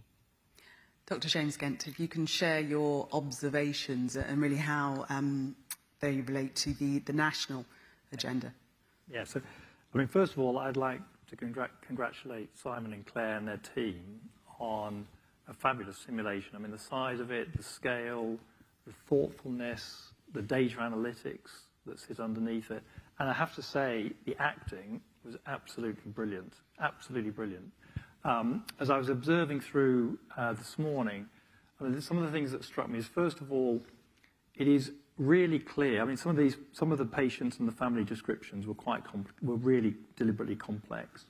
And it was really clear to the professionals who they needed to contact. You could see actually the quiet excitement that they could reach those people in a much easier way than they normally do in their everyday jobs, because they're just round the corner. You could see that piece working very well. I mean, the reflection is there's still a lot of people that are involved, and that how do you coordinate that, particularly for the patient, who occasionally is faced with quite a lot of advice from a lot of different professionals. We need to think about the leadership of some of this stuff. But for me, I think what I really took away is that the neighbourhood health, is a central plank of the 10-year plan. It is a core driver of the 3 shifts that the Secretary of State, talks about. We have hundreds of really good examples of neighbourhood health up and down the country. But we also have a huge amount of scepticism that we won't be able to drive this at a scale, and we won't be able to do that at a scale that will make a difference to our acute trusts and therefore allow us to shift the funding. That's where the scepticism lies. And so what's encouraging about this, and I know we've only got the preliminary results, but you can see the reduction in referrals coming through. You can see the reduction in non-elective admissions, and that is, and particularly that focus on the frail or the high priority cohorts, the complex cohorts. So for those that know the planning guidance, that is where we're trying to focus. That is where we want people to try and put their energy, but also it's around trying to do that at scale, and at a scale that makes a meaningful impact. And then I think my final reflection is that while you know that this is more than changing contracts and changing payment reforms, it's about behavioural change. There is something about being in that simulation and being there to feel just how people are acting differently, behaving differently, the freedom of just being able to work as a team. And that's obviously something we need to try and work out how to accelerate, capture, bottle, and accelerate as much as we can. Yeah, it was very realistic, wasn't it? Really good. Exciting. We'll take some questions now. So raise your hand if you have a question for the panel. The microphone will come to you at the front over here. Daniel Oakley's and Chief Executive of NHS Providers. So, you've said lovely words. Did the analysis show big changes in activity? It did. Do you want to? So just as an example, Daniel, we saw in, and I think it's very important actually to talk about the difference between cycle 1 and cycle 2. Yes. So when Claire gave her kind of mid-simulation update, what we were seeing was green shoots. By the end of cycle 2, we were seeing indicatively a 25% reduction in outpatient appointments in those areas of the place of Ashland where the neighbourhood health service was up and running. We were seeing significant reductions in A&E attendance and non-elective admissions.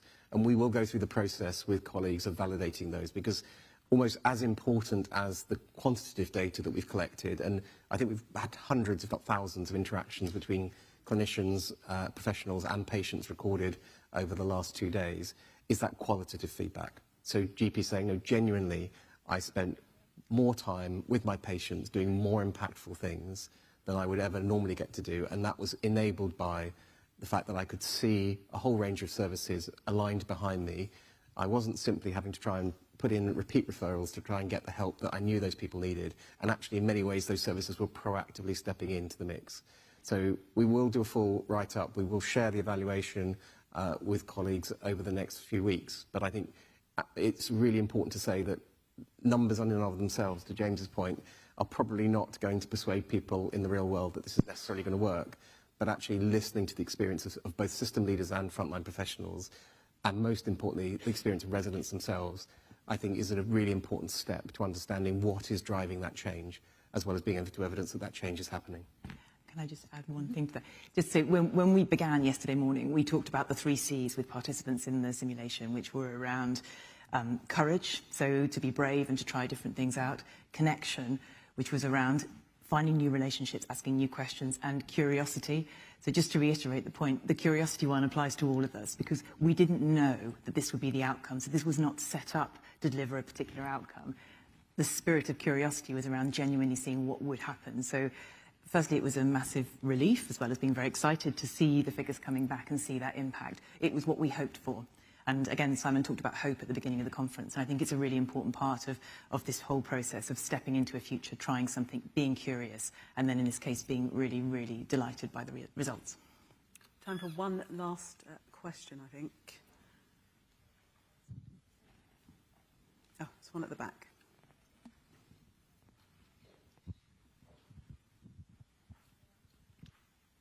Thank you. Andrew George, Oxley's NHS Foundation Trust. In the analysis, are you also going to have the ability to look at what are not only the skills which your teams had, but also the behaviours, one might even say almost the virtues, both of the frontline staff, but also of the leadership teams that you had, to understand what it is that we need from them in order to drive the change that we want to drive to improve the healthcare for the neighbourhoods that we're serving? Thank you. Do you want to take? Yes, absolutely. So those of you who played the role of observers through this process, and Andrew, I know you were one of those observers, are a really important part of capturing that, because those observations and reflections are a really important part and input. But also, obviously, we've done several debrief sessions with the participants throughout the 2 days to be able to get exactly that insight, because, as you say, it's so critical. And the relationship between what's happening at the planning level and what's happening in delivery, getting that right and getting that as a genuine dialogue is absolutely key to moving this forward. So, yes. We've come to time. Thank you so much, panel. Good to find out what the outcome was of the simulation. It was the high point, I think, for everybody. We were so excited about it. So Claire Kennedy, Simon Morioka and Dr. James Kent, thank you very much.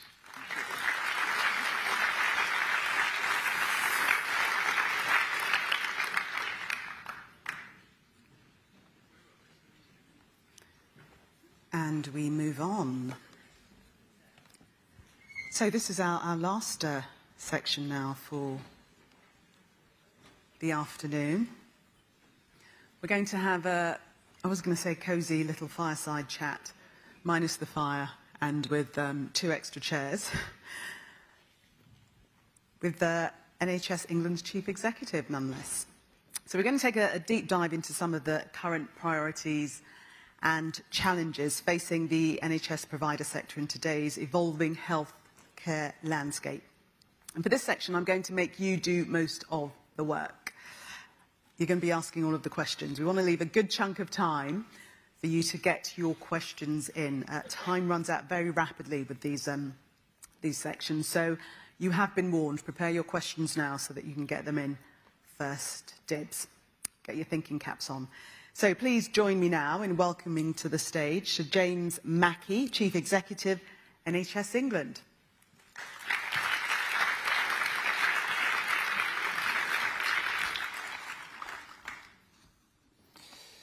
Hi everyone, good to see you today again. I was just thinking earlier on, the first time I did one of these was 10 years ago yesterday when I was at NHSI. And when you look back over that, it's incredible really to think about how much has changed. But also, especially when you look at this year, and as Wes was describing earlier on, all of the stuff that's been done this year so far, and we've actually all, if we're honest, just made a start. It's been absolutely incredible. Before I get into the guts of this as well, without being political, I just wanted to say there's been it's a complicated day from a politics point of view, as you're all aware. All of this has been incredibly complex to navigate, and Wes has been really with us, so he's taken on an awful lot of battles on our behalf, whether it was about the spending review, the 10-year plan, getting the medium-term planning framework out, IHOs, all those sorts of things. He's really gone into bat for us, and we shouldn't take that for granted, and you can see today how complicated and difficult that could be for him.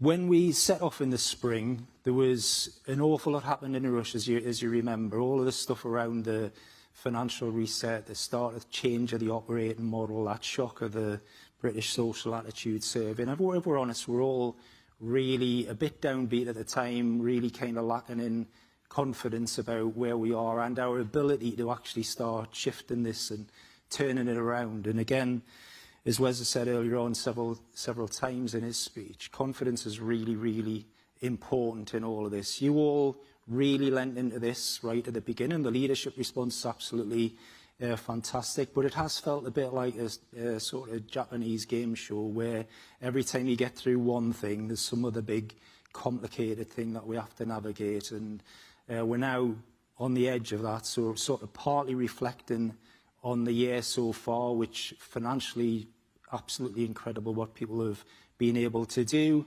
Operationally, super stats tomorrow, and it will show, again, as has already been said today, on electives, we're still within fighting distance of being able to deliver what we set out to deliver this year.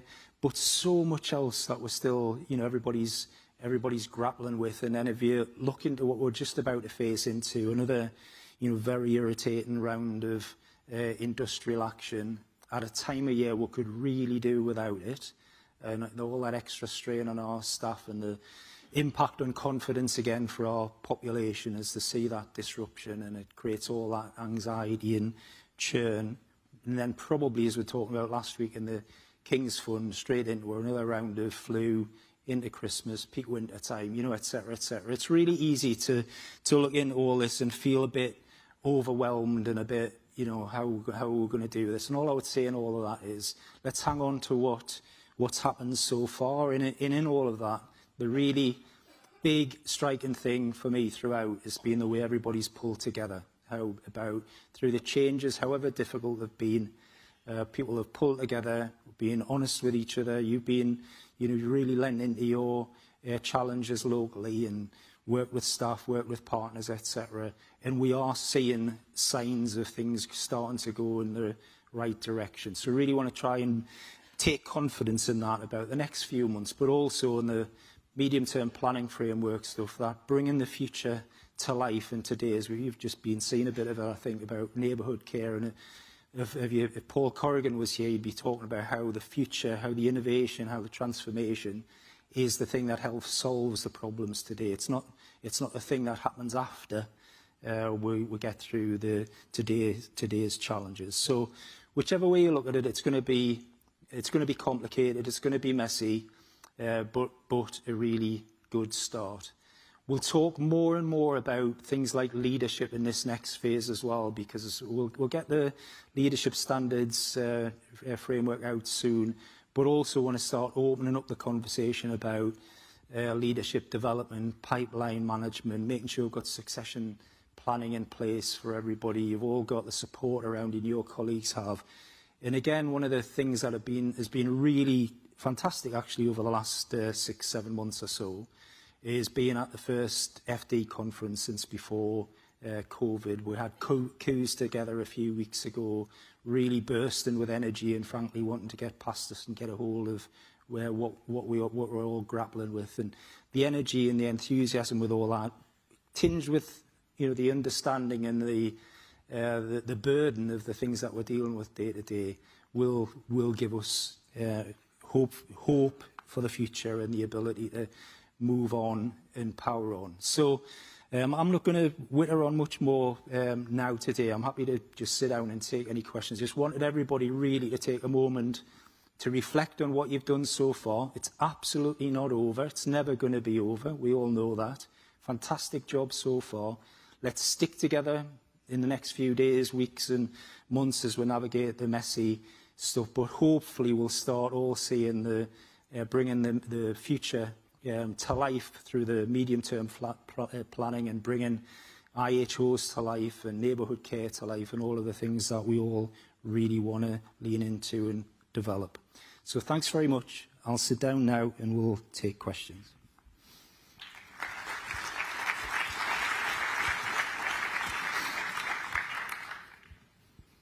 You can sit a little closer. I won't bite. So let's kick off. I'll kick off proceedings. We'll start. You mentioned that you wanted to talk a little bit about leadership, which is crucial. So a question for you here. Given high turnover and declining morale amongst trust executives, how urgent is the need to strengthen NHS leadership pipelines, and what's the best way to do it? Yeah. So this is, as just alluded to this, we've sort of simplified leadership in this last period into being about a very narrow range of things. So a lot of the focus has been around regulation and disbarring for understandable reasons. But over the last 10 years or so, we have seen the pipeline diminish. We've also seen, as Wes has said, these are hard jobs. People look at what colleagues are doing in the room and young people coming through. I've had conversations with some who will think, why would you do that? Because they don't see the benefits of it. They don't see the privilege of it. They don't see all of the great things that come with the jobs. So we do have pipeline problems. I mean, frankly, if we advertise a big top chief exec role currently, we've got more than 2 viable candidates. It's really unusual. That's starting to change. You can see that's starting to move a little bit. But on the other side, when I meet aspiring chief execs or the session with Qs, we've had a couple of, the big one, but we've had a couple of subsets of that. There are people who want to come through. There are young FDs who want to come through. There are new nurse directors who want to come through. We're sometimes a little bit sniffy about taking risk on young people, but it needs structure. It needs the environment to change. It needs We need to be able to show people, we can support people through the first few years, and then be with them when they make mistakes, rather than, you know, jump to the firing pistol and see people leave. Mm. I was going to start by asking about whether you're out of a job shortly. Will you still have a primary role? In this role, or do you mean generally? Well, when NHS... well, you will have a role in life, yes. Yeah. But NHS England I was thinking of. Yeah, so I think everybody knows I committed. Wasn't something I was looking to do. I've committed to do a period of time to help stabilise and get some things in place to enable the transition to a more substantive arrangement. And that's a live conversation. And I'm not, people speculate about how long I'll do it for. I'm not as young as I was 10 years ago, as you can see. But none of us. Yeah. So I want to do a reasonable shift and help make, with colleagues in the room and national colleagues, etc., make it better and more recruitable too. I don't want to jump out and see it all fall to bits, but I'm not in it long term. There's no secret about that. Okay, thank you for being so honest. One other question here. What can you do, this is from Slido, to protect people who are stepping up into demanding trust leadership roles and reward and celebrate those who do it well? Yeah, it's a really good point, and again, it's come up today. We do have really short memories at times, you know, so people will persuade people to go into challenged places, and then within a few months, everybody's forgot they've only been there a few months, and an organisation that's had 20 years worth of challenges all of a sudden isn't perfect, and everyone starts to get fractious about it. So that's just got to stop. There's some practical things we can do around that, about very overtly and publicly agreeing a plan and expectations about what needs to be done. Give the kind of public backing that things take time. So there's more we can do about those places that have really stubborn problems, often structural problems. So there's a bit of a discussion going on nationally about how we help in those circumstances rather than just changing the management team. I think a lot of this plays into the leadership discussion we're just about to start to have. It's unwise, I think, as well, to put single people into places and expect them to change. So more about how the teams be developed and can be mobilised in specific circumstances. And then also with that, and Wes and I spoke about this earlier on, there's a lot of complex judgments in, has something gone wrong and it was avoidable? Has something gone wrong and it was a deliberate act of something bad? Versus, has something gone wrong and actually everybody did what they could and things just sometimes go wrong? We all manage risk every day, that's what we do. Healthcare organisations are completely brimful of risk.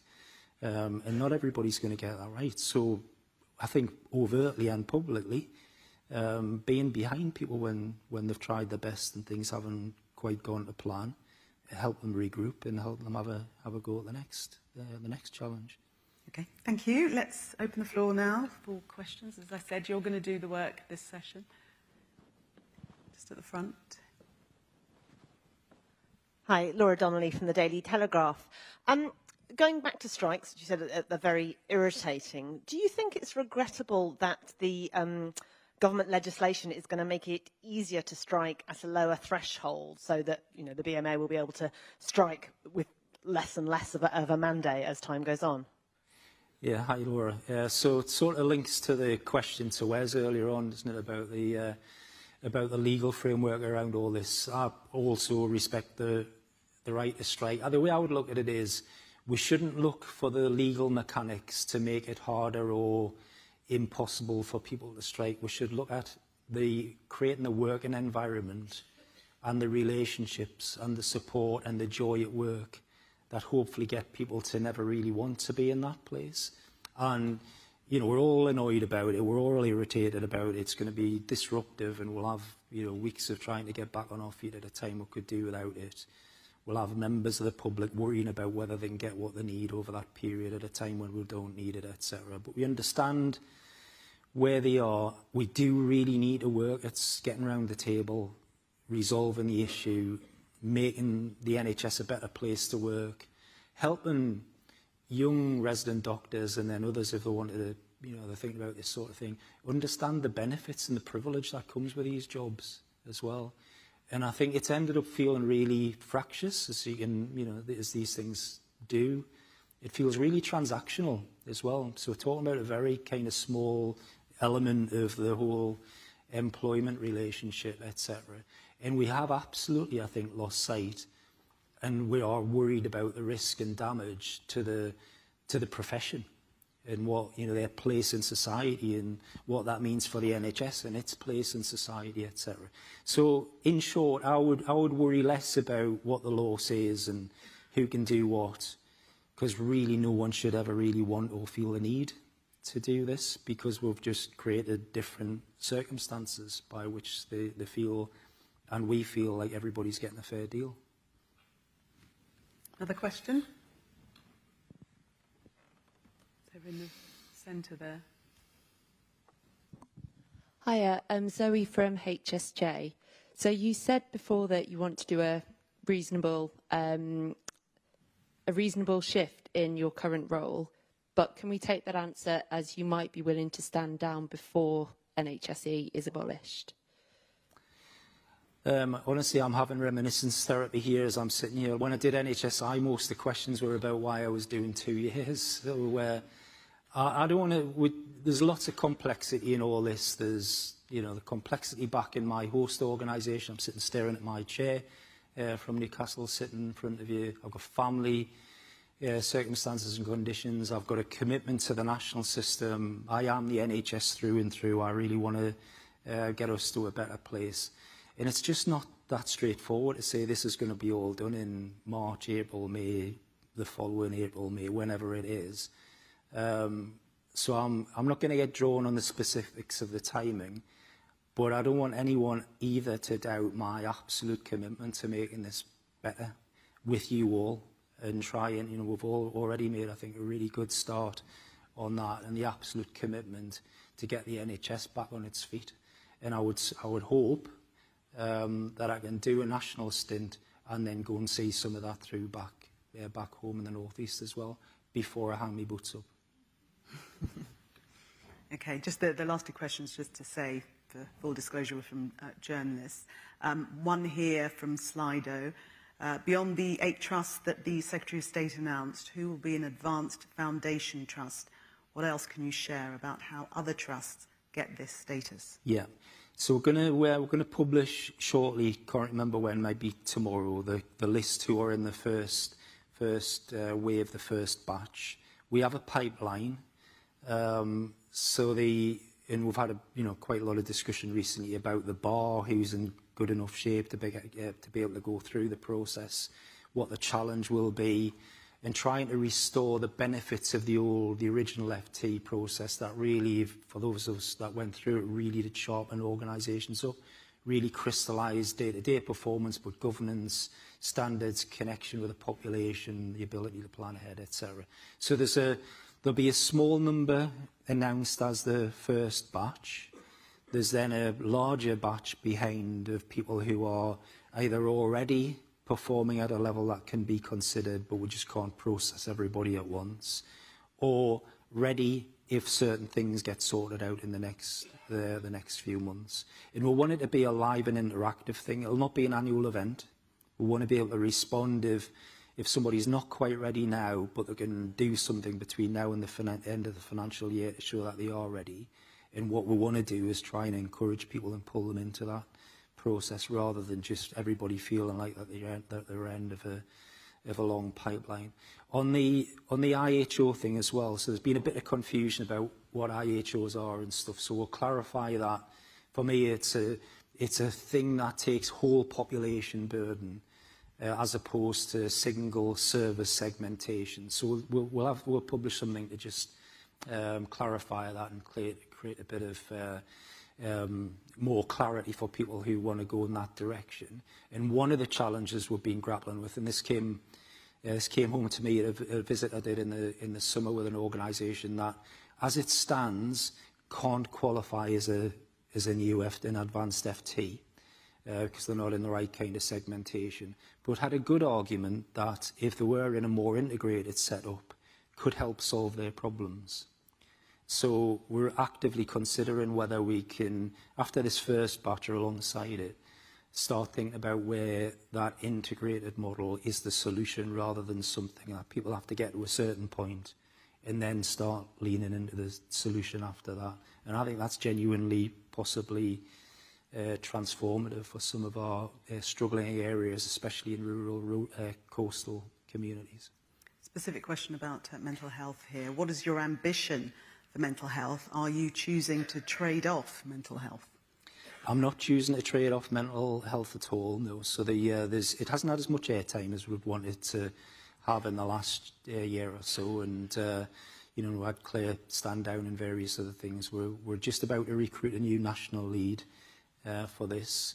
I think there are some difficult things for us to confront in mental health services. And so we're a bit worried about whether we've actually got the focus in the right place and how we do start broadening the focus and addressing some of the things that have come out through some of the, you know, the really big disasters over this last few years.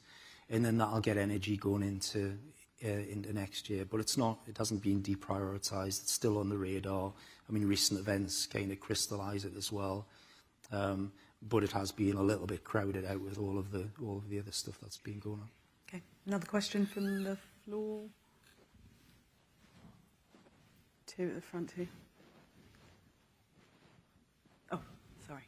Hi, Jim. Lee Peart, Healthcare Management.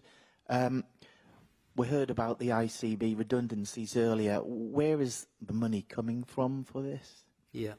So again, this has been a really big tension over the last few months, last 6 or 7 months, as everybody's aware of the argument of the Treasury about how it gets paid for, etc. At NHSE and also the ICB end of things. Practically and technically, what's happening is we're reprofiling the spending review, so which means that we've got permission to pull forward some resource from next year and the year after into this year. To fund redundancies, then again, big chunk next year, and then the benefits kick in after that, and that sort of repays the bits that we've pulled forward. So that's how it is. We've not got any additional money over and above the spending review. It is just that permission to pull forward spending and then repay it later on effectively through the savings. And colleagues would think that would be easy to do because it's not extra money, but as Wes mentioned earlier on, the political and the economic situation is so fragile. Even pulling forward a few £100 million actually quite a big thing for the economy to bear, because we're such a big proportion of it as well. So that's really been at the heart of what's been going on. And I should say as well, and again it's been said today, we all feel desperately uncomfortable, embarrassed. It's very difficult about how the individuals have been handled through this process and the toll on them through that. And we can't put all of that right, but we're working very hard to make the next bit as best managed as it can possibly be. A couple more questions, I think, at the front. Or... Hello there. James Elman from Health Service Journal. So Daniel Elkley's said in an interview we did with him that he thought that trusts would hit their financial targets by hook or by crook, but at the expense of hitting their elective targets. Is that the right approach? Is to finance the number one target for this year and electives after that? Thanks, James. So this year we had a huge amount of heavy lifting to do financially and still have it to do. But none of us have given up on the elective standard, and also some of the other improvements that we've made. You know, I forgot to mention in my speech to Rob Checketts will kill me in a minute when I get off stage. But we're all feeling really uncomfortable about corridor care and the state of urgent care, and you know, all those things that we've kind of learned to cope with over this last few years. We're not giving up on any of that. And whatever happens through industrial action, we're not giving up on any of it. On the elective standard, it's Superstats tomorrow, but again, as has already been said, Superstats will show that even after 5 days of industrial action in the summer, after 6 months of the year on electives, we are there or thereabouts. On the scale of the operation, it is just slightly more than a day's worth of clock stops that were adrift. That's totally within our gift to sort out. There are places where it looks like the squeeze on the money is squeezed out activity, and that's had an impact on electives. But overall, at this stage of the year, to be there or thereabouts, you know, whatever it is, 0.6%, 0.7% off the RTT standard, I think it's absolutely unbelievable. And we've still got a few months to go to the year end. So we're working on how do we come out of industrial action, minimise the impact, recover a bit better than we did in the summer, because we dribbled a bit for a few weeks after the summer event, navigate winter, and then end the year really strongly. And I think if we could end this year having delivered on the money, held it through the year, but build plans for the future, deliver on the elective standard, and build progress on urgent care, all the neighbourhood stuff that we've been talking about, etc. Honestly, I think people write books about that in 20 years' time. The service will have pulled off an absolutely enormous miracle and deserves the credit for it. Are you confident? Absolutely. I'm a Newcastle supporter. I'm always confident. This is the top-rated question on Slido. Diversity has significantly reduced in NHS England's senior leadership.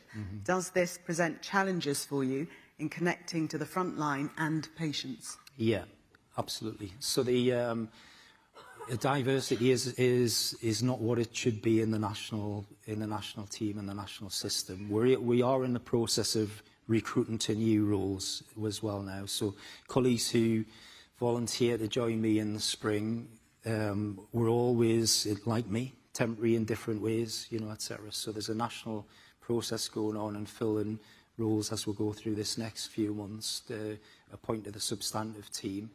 And we've got the recruiters working hard with us to try and address the diversity point. But it is a problem. It's going to definitely be a problem long term if we don't address it. And we need to absolutely lean into it. Some more questions? Oh, at the top. Hi, Jim. James Blythe from St George's and Epsom and St Helier.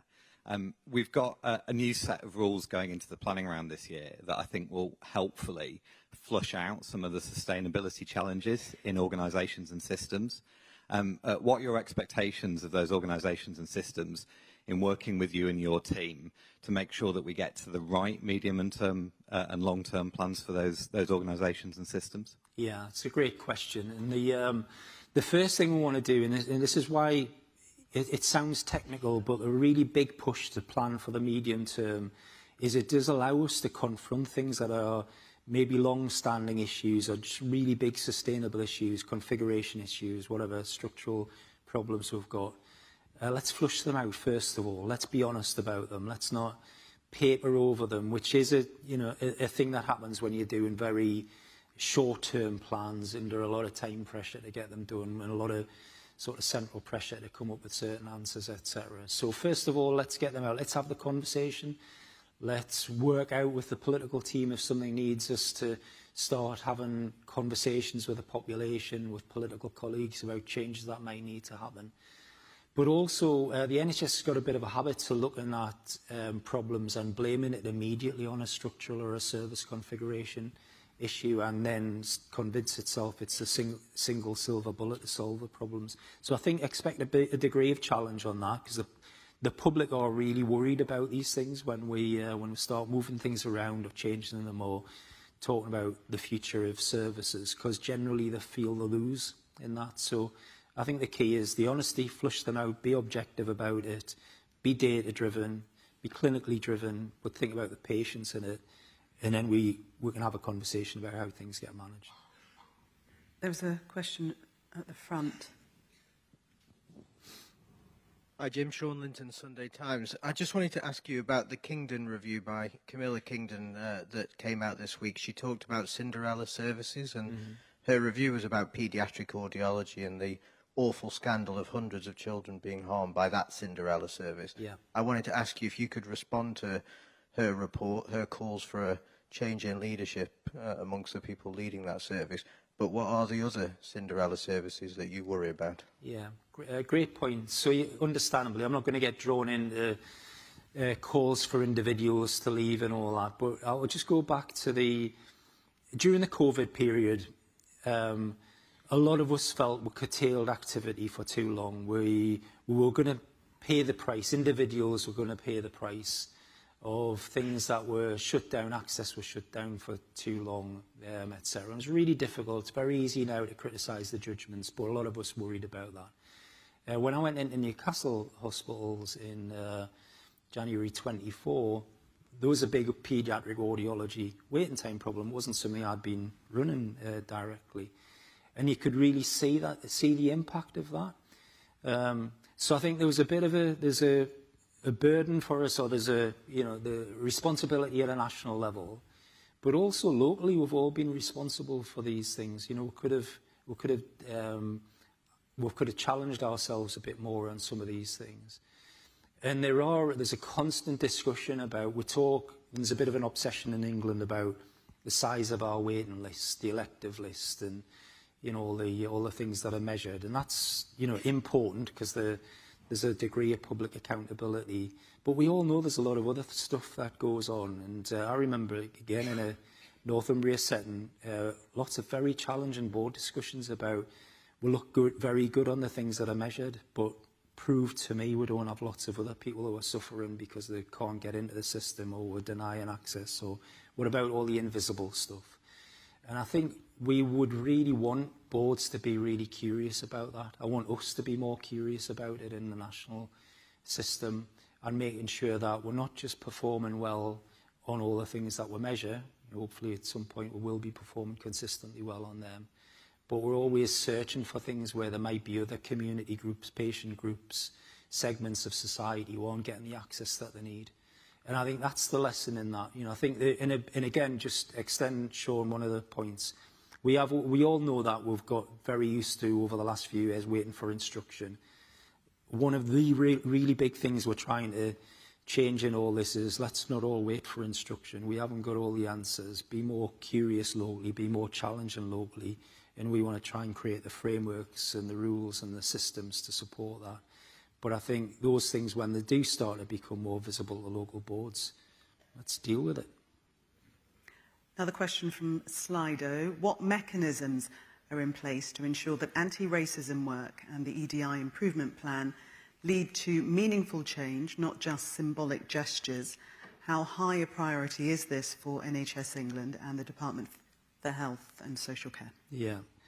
So I was challenged on this a couple of weeks ago in the NHS England context. Lots of very good plans, lots of terrible experience in the data. So the data still tells us we're still not doing all of the things that we need to, and or having the impact that we need. We're just about to create a specific internal focus alongside the change process that is aimed at trying to make the place a better, fairer, more a happier place to work in, because all of the evidence is it's not a terribly happy place and hasn't been for some time. So we've got good plans, but we've got a challenge in that those good plans don't like they've really been massively shifting the dial in terms of lived experience for colleagues. So we're just about to start having a really big go at that. And then in terms of out in the service, there's some really fantastic exemplars of people who've done this, especially in challenging circumstances.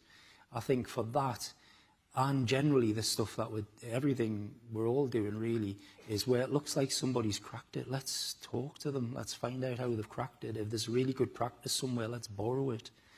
That is a really big weakness in the NHS. We can see these things. We can then explain to ourselves why we're different and we can't do what they're doing. And it's usually nonsense. It is usually possible to be able to say, actually, it does look like it's worked. I'm going to do that. It probably will work here. And we've got a bit of that to do in NHS England. Are there any specifics that you're hoping to employ? There's a bunch of things, honestly. The way the organisation works in NHS England, and this last process won't have helped, it'll have made it worse, is there's an awful lot of day-to-day mechanics about how the organisation functions.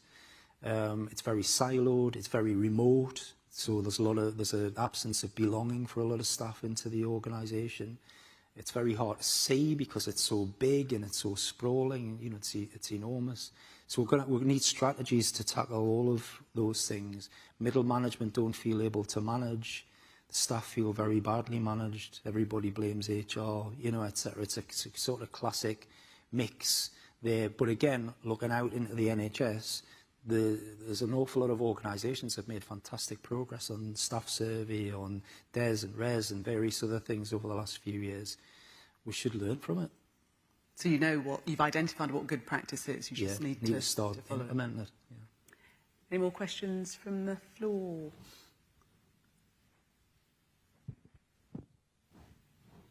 At the top.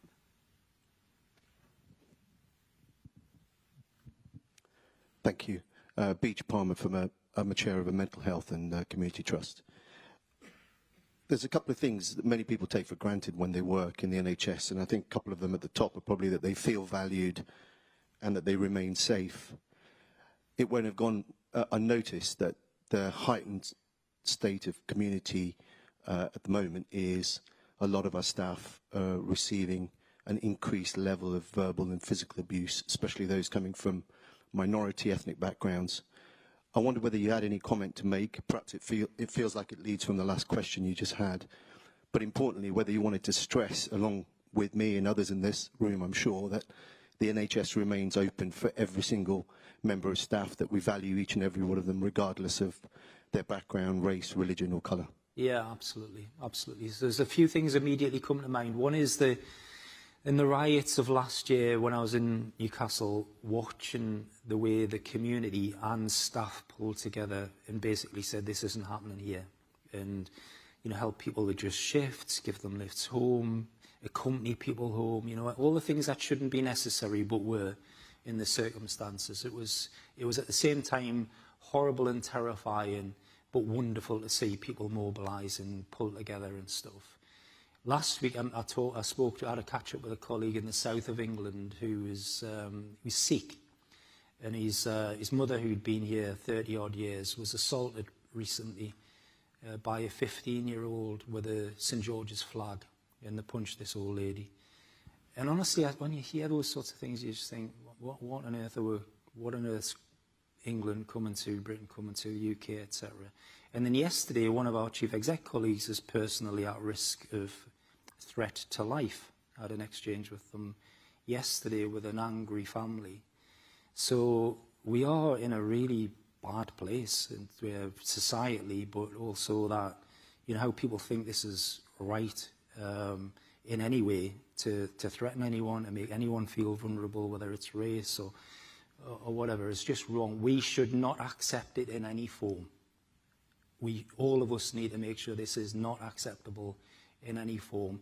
And again, conversation last week, a colleague described how a very brave nurse refused to interact with a patient unless they stopped being racist with one of their colleagues. And I think we've got to help people challenge this, support them, stand beside them, make sure they're not subject to the abuse, but also the physical risk that comes with it all. And it's one thing we all have to do together today. It's been around for too long. It's been getting worse the last few years. It's unacceptable, and we've got to make a stand on it.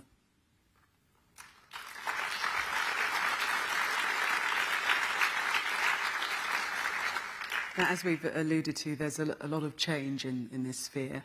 You, more than anybody else, knows that. What message can you give to the audience for the future, a positive future? Do you see it as a positive future? Yeah, absolutely. So I went back, as you do. We've been stewing all week about what am I going to say and all that today. So I had Rob did the speech as usual, and then, as I said, he's going to tell me off for not sticking to it. And then, but I reflected on the 2015 thing when I was here. The main theme at that point was hope, and we went through. You know, we had a bit of a choppy time since then. You know, the financial austerity, COVID, industrial action, where we are with the public and confidence. But I think we can genuinely all now look at what's happened over the last few months. You can see impact on primary care satisfaction. We've made an impact on the money. We're in fighting distance on electives. The way people pull together through the summer, through the strikes, and we're going to do that again. Let's take hope in that gives us the ability to build on it. You can start to see a bit of confidence building in places, people wanting to take a little bit more risk now because they're a bit more confident about what they can do, and pull together. And I think that progress so far should not be underestimated. We all looked into that in the spring and thought, my God, that's an awful lot. It looks like too much to do, but the risk of not doing it is far greater than leaning into it and having a go. But I think for at least a minute, everybody should just have a bit of a moment of reflection, think about what you've achieved so far, but then in a classic NHS way, it's like the turn of the year every year, take that deep breath because we've got to keep doing it, but build on what we've done so far. And recharge the conference. Absolutely. Recharge before you do that. So James Mackey, Chief Executive, NHS England, thank you very much. Thank you.